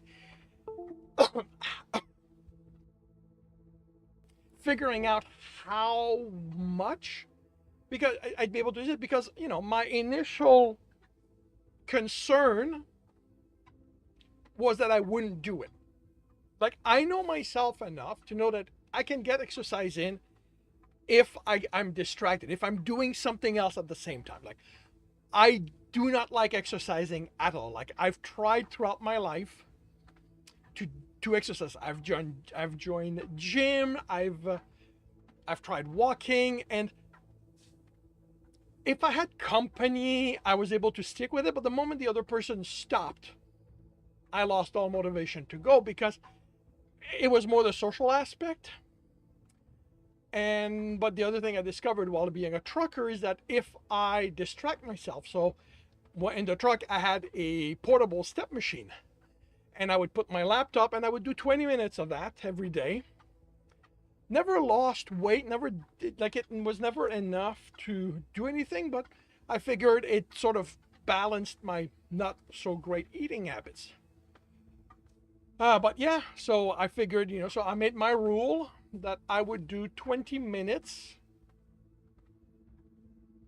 at the start of my writing periods. I would then stand for 20 minutes, and after that, I could sit down. And I figured, that if I do that, 5 days a week, I'll be fine. Maybe I won't lose weight. Maybe the losing weight was never the goal. Just getting in better physical shape. And I figured the losing weight would be sort of the indicator if it's succeeding. And then,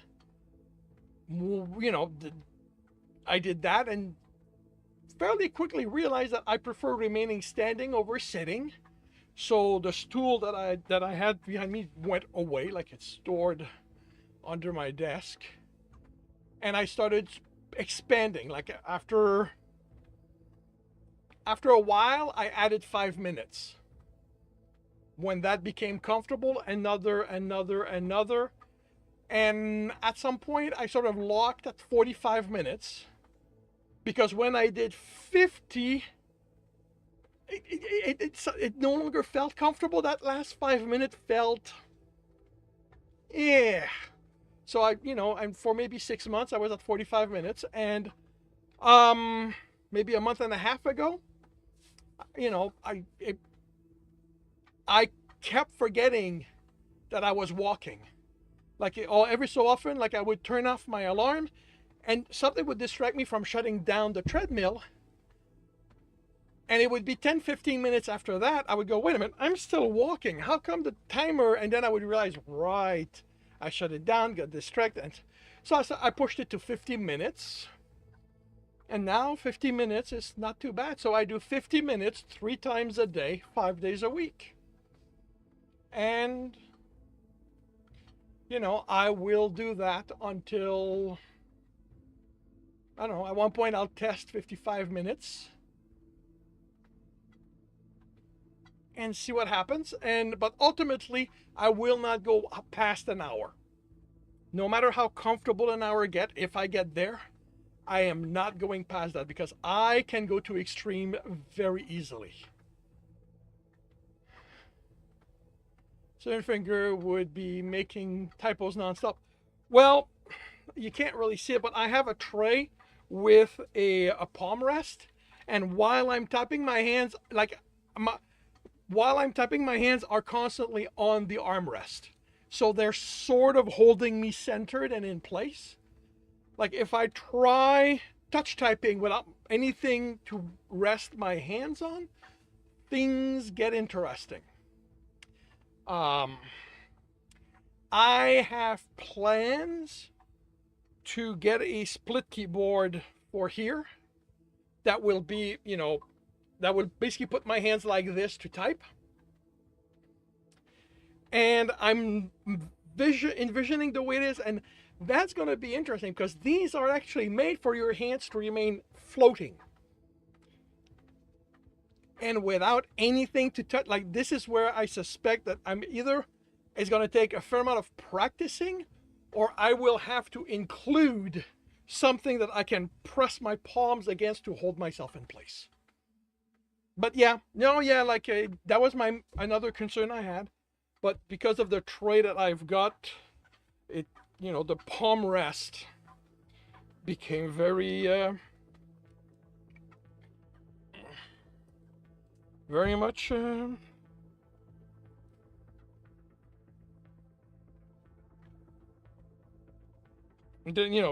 thing that holds me in place.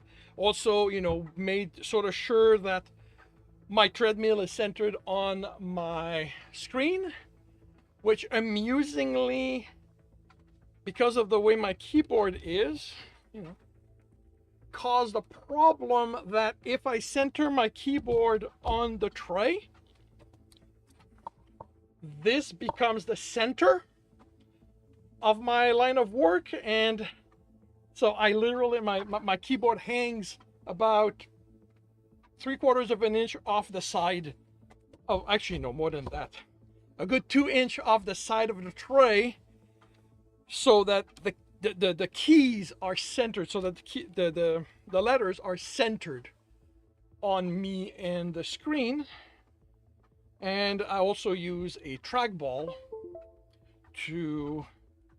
because there's no real space to move a mouse. But I've always liked trackballs. I discovered them. I came across my first one 20 years ago, and kind of fell in love with not having to move my hand all over the place to get stuff happen.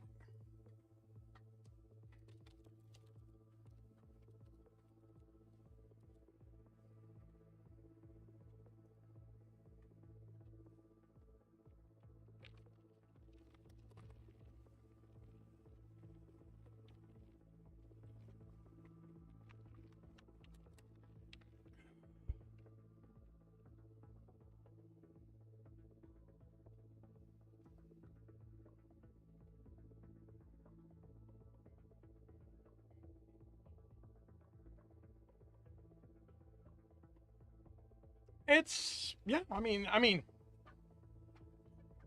if you have the desk space, if you are comfortable with a mouse, you know, it's cool. You know, it came about because in a truck, there's no space. So I had to, arrange things. And I never managed to get the hang of a trackpad those things have never been comfortable for me. So, the trackball became how I do it. I did it.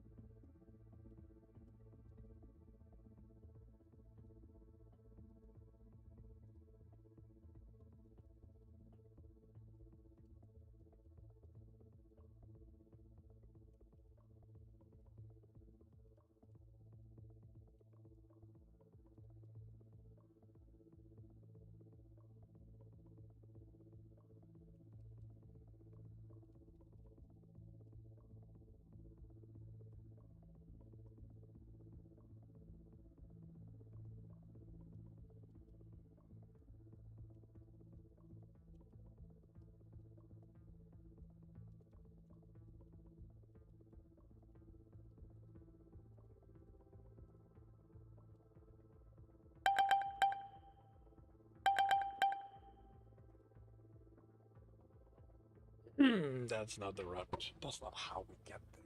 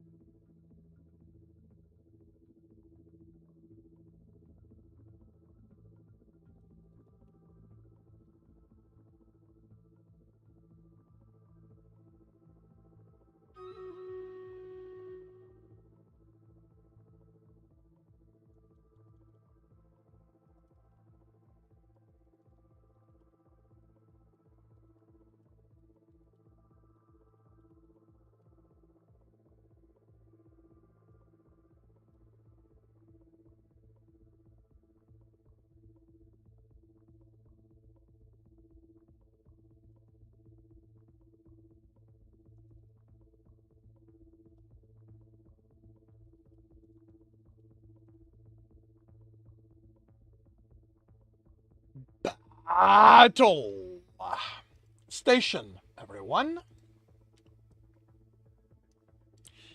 Battle station. We have 83 allies. We're going up against 107 enemies. Sigma is in first place. Onatiquin's in second. Genimon is in third.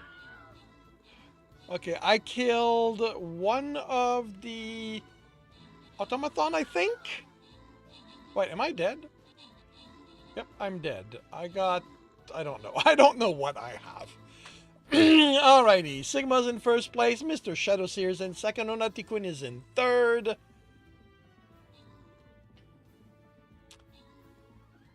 And we are splitting off. Well, okay, they're gonna join us, so it may not be quite as bad as it could have been. Alright. Actually, it's not bad at all. We're done. We've won. Alright, Swiftness, thank you for dropping by. Oh, cool, I got my 2 kills. Have yourself a good rest of your day. Sigma OS is in first place, 35 kills, 38 assists, earning themselves top position in both categories. Mr. Shadowseer is in second place, 13 kills, 22 assists, and Onatiquin is in third with 26 assists. We have Centurion. Oh, fairies. Do we have a reliable? We have a reliable battle in this battle. So they get the fairies. Musketeers are not claimed by anyone. Neither are the Centurion. So, Amoronix, you get Musketeers. Quinn, you get Centurions. And we get to move on to the next map, which will have a super boss and a skin chest. So, we start with a hard battle on the way to the skin chest. 1, 2, 3, 4, 5, 6. That'll be done tomorrow. And I need to check the quest.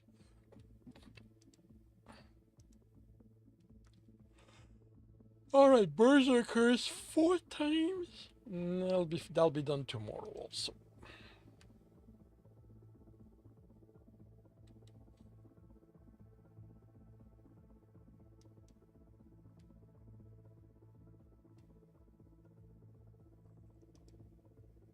Actually, is that one of the units I have?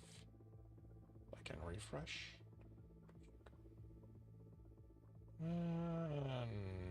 No, I don't have that. I cannot.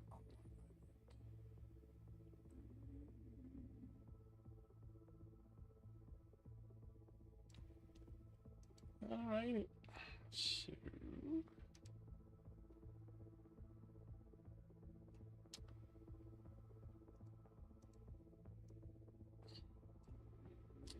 Alrighty, so half an hour to see how this turns out. And welcome to the stream, Cadsby. How are you doing today?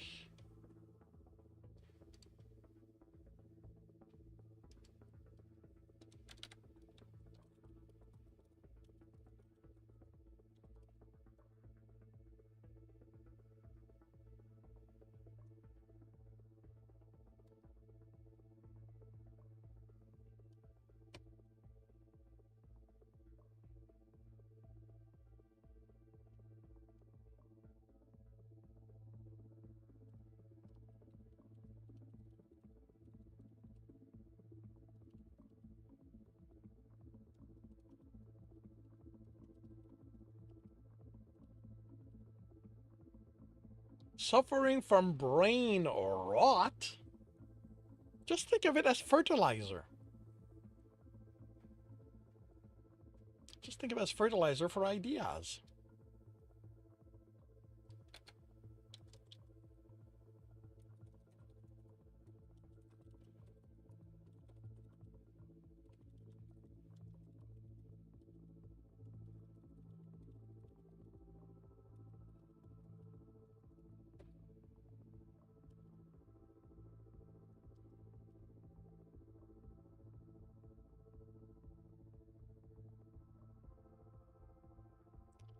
Coming through your company is a link programming them so we can know where the traffic is coming from. Ah. Okay, different kind of rot then. Yeah, I don't know how. I don't really know what to say about that kind.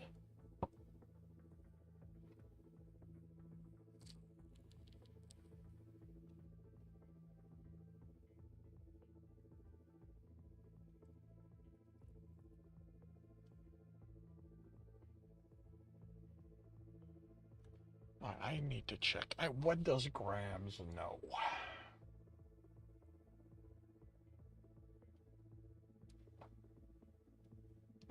Wow. I like...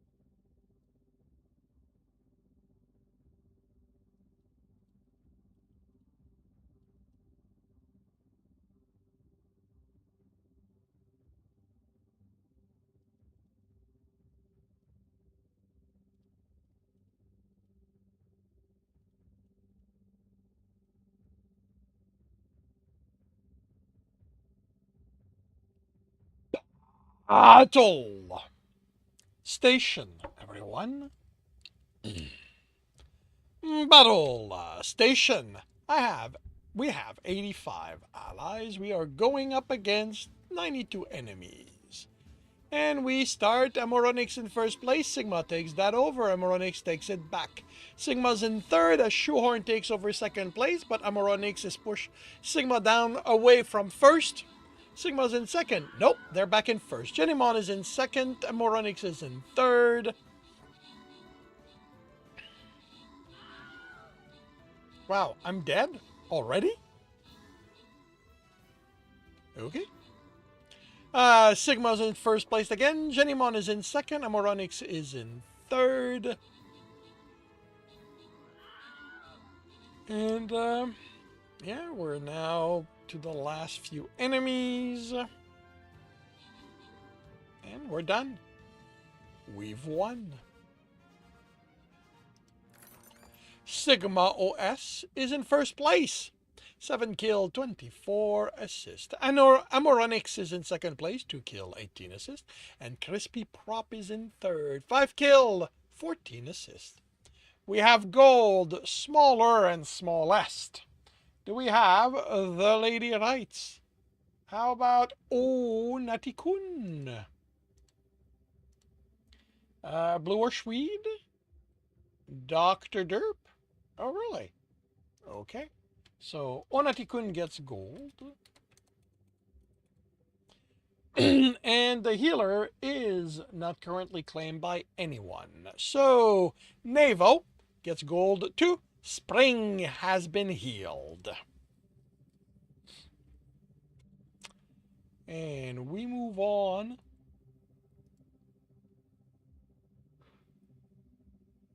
to a hard battle on the way to the skin chest.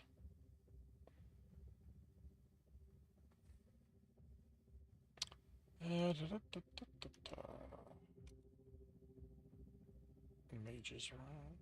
Okay, so I'll be tomorrow.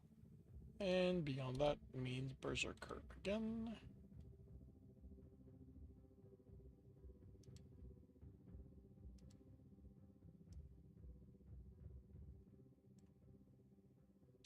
And it is past 2 p.m., so time to visit the shop, where anything not 30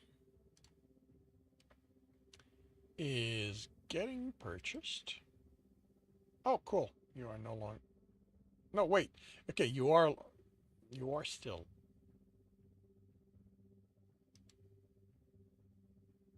Oh, right. Because you're 30 and it takes 100 to unlock. That's why you're not looking proper, because that's just for respecking you.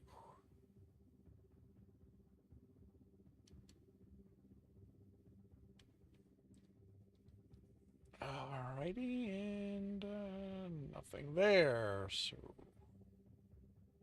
half an hour to see how this will turn out, and I am going to look on the viewer side where anything not level 1 is getting purchased. And I get 4 refresh.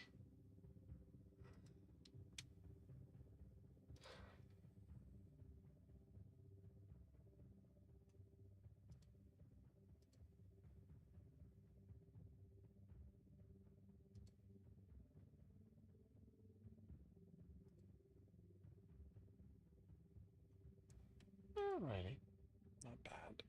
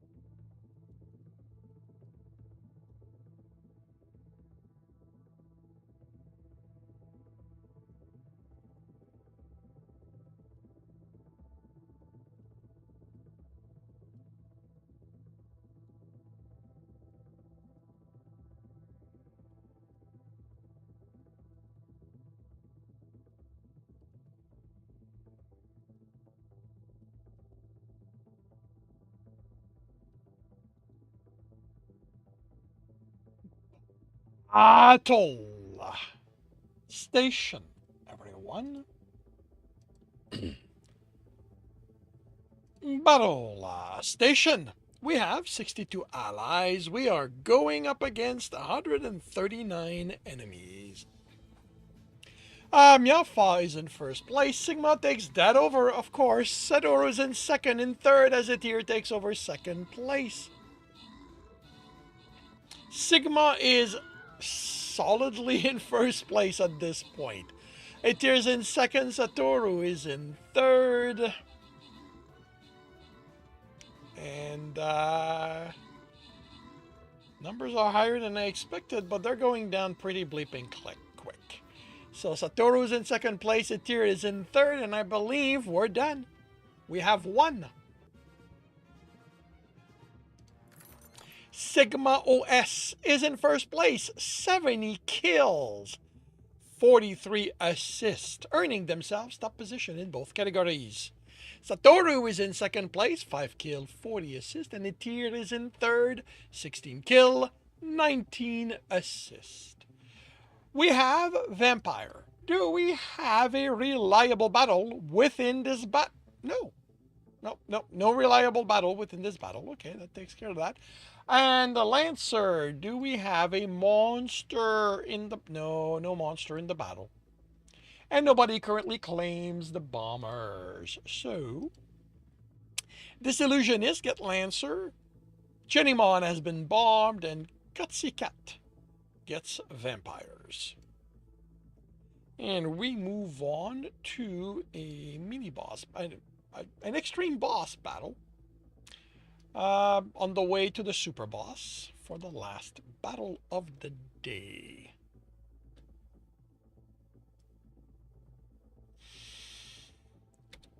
And not gonna be berserkers, so it's gonna be my Lancer.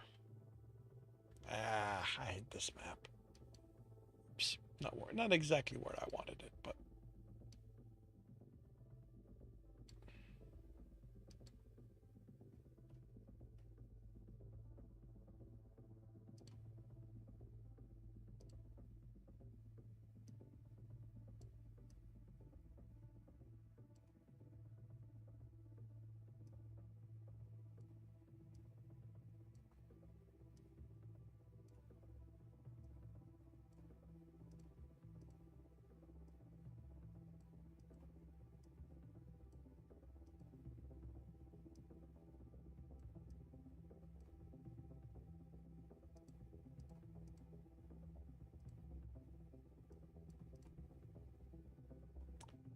alrighty. So half an hour to see how this turns out.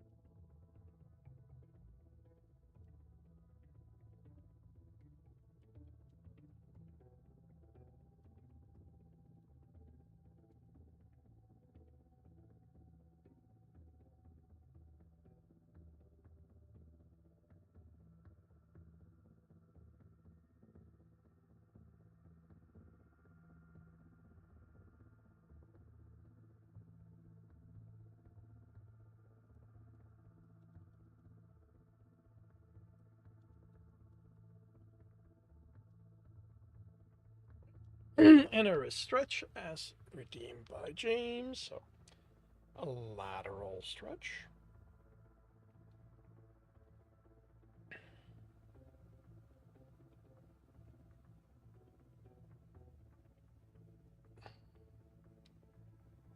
Outside right wrist.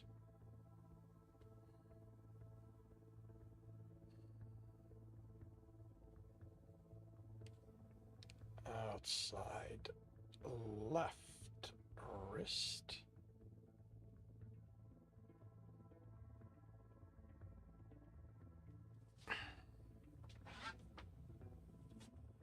Inside right wrist.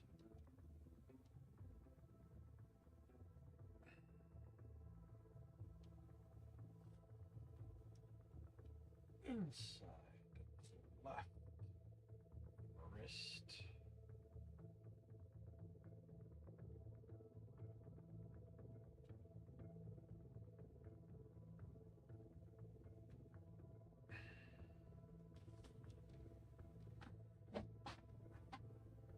Up.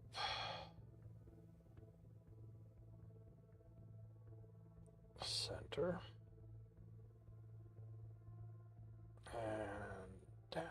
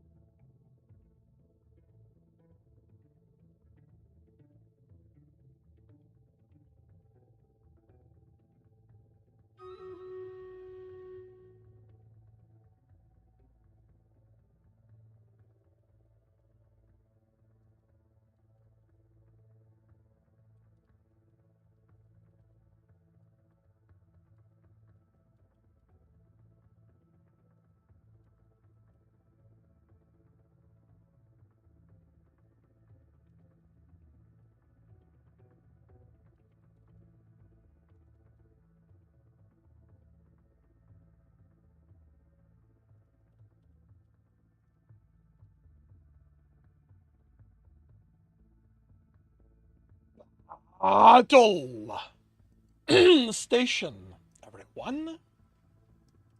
Battle Station. We have 53 allies. We're going up against 161 enemies. This is going to be interesting, I suspect. Sigma's in first place. Shuhorn is in second. Shibare was in second. Shuhorn is now in third. I know better than to call it now as, you know, not being won, but it doesn't look good. Sigma's in first place. Disillusionist is in second. Amoronix is in third.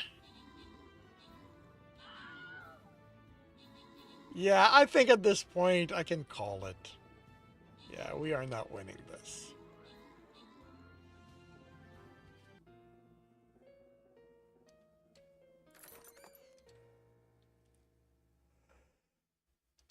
Oh well. We will redo this tomorrow.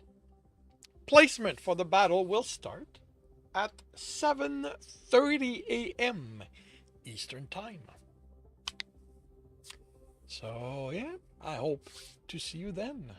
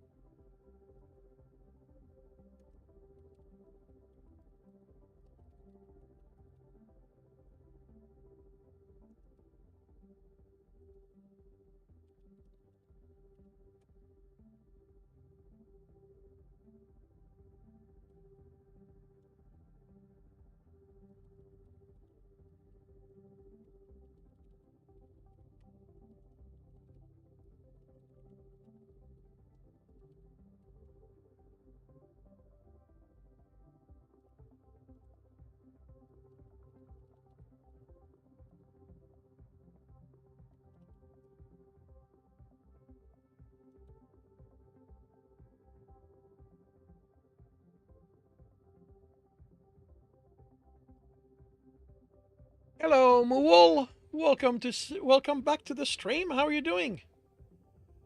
Will I be at Fernal? I don't believe so at this point. I could not get a dealer stable. They now have so many dealers that they can no longer accept everyone, and I will not comment. I will not try to judge how they went about deciding who they took and who they didn't, but I wasn't one of them. So they say that I'm on a waiting list, but one, I'm not holding my breath, and two, at this point, I don't think I could order my stock and receive it in time to go.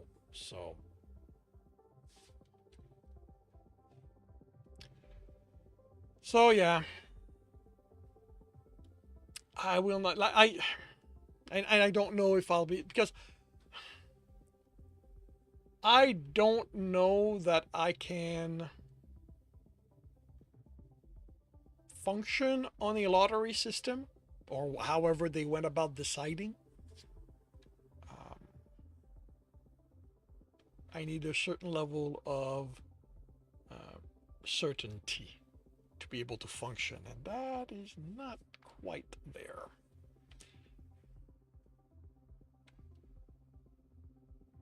Yeah, I'm sorry.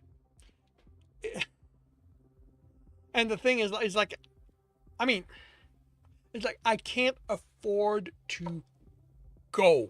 Like, I don't have the funds to get a room and all that kind of stuff. I can only go there.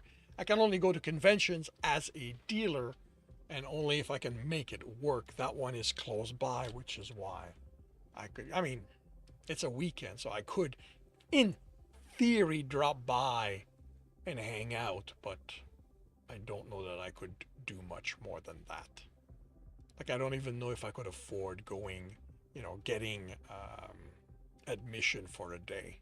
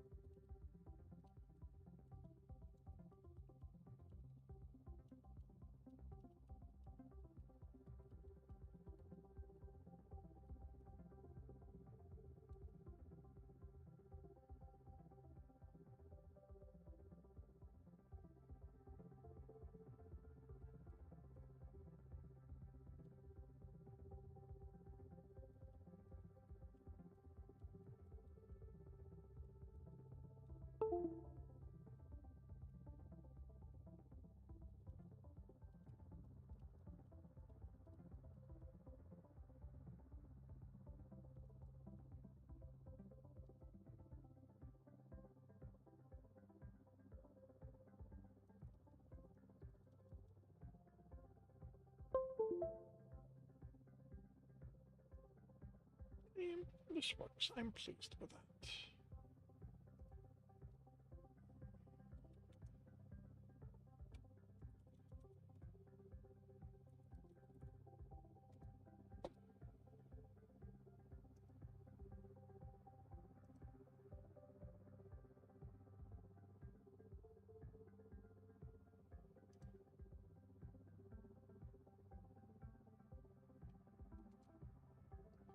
So this brings to an end book 6 in the series, in the second trilogy.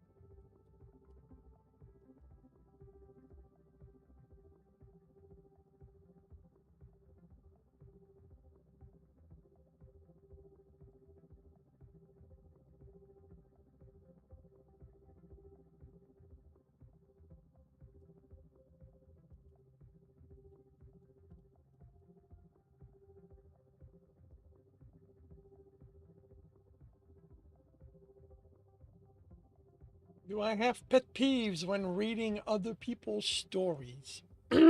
Yes. Um, to be fair, they're not really pet peeves. They're more, I don't care for that kind of stuff.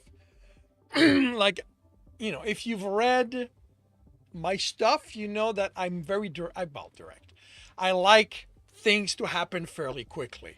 I don't really care for, these chapter long setup to everything. So I'm not a fan of those. So when I come across a book that has that, it's very hard for me to keep going. I've dropped more than one book that had a prologue,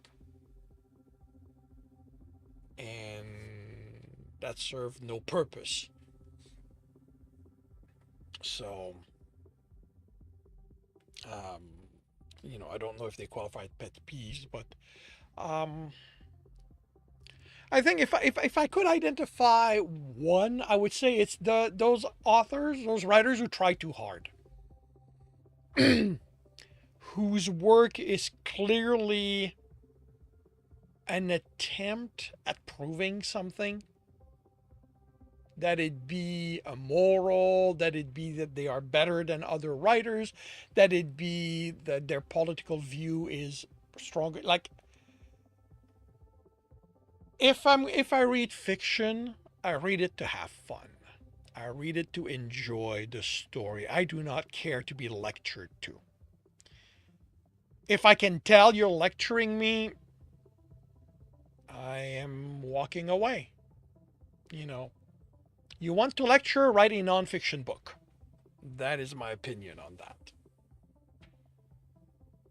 So, yeah. And with that, it is time for me to bring my stream to an end.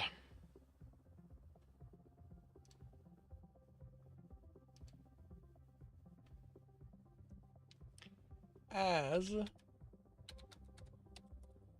guided by James, we will be rating Sable. So, thank you very much, everyone, for dropping by and keeping me company. Thank you, Muwol. I'm a little bit so. I'm sorry you came in sort of at the last 20 or so minutes. Um, I will be back tomorrow morning, 8 a.m. Eastern Time. I will be working on Breaking Step, and in the afternoon, Inner Discord. I hope to see you then. If I do not, I hope you have a good week, a good weekend when it arrives, and I will see you when I see you.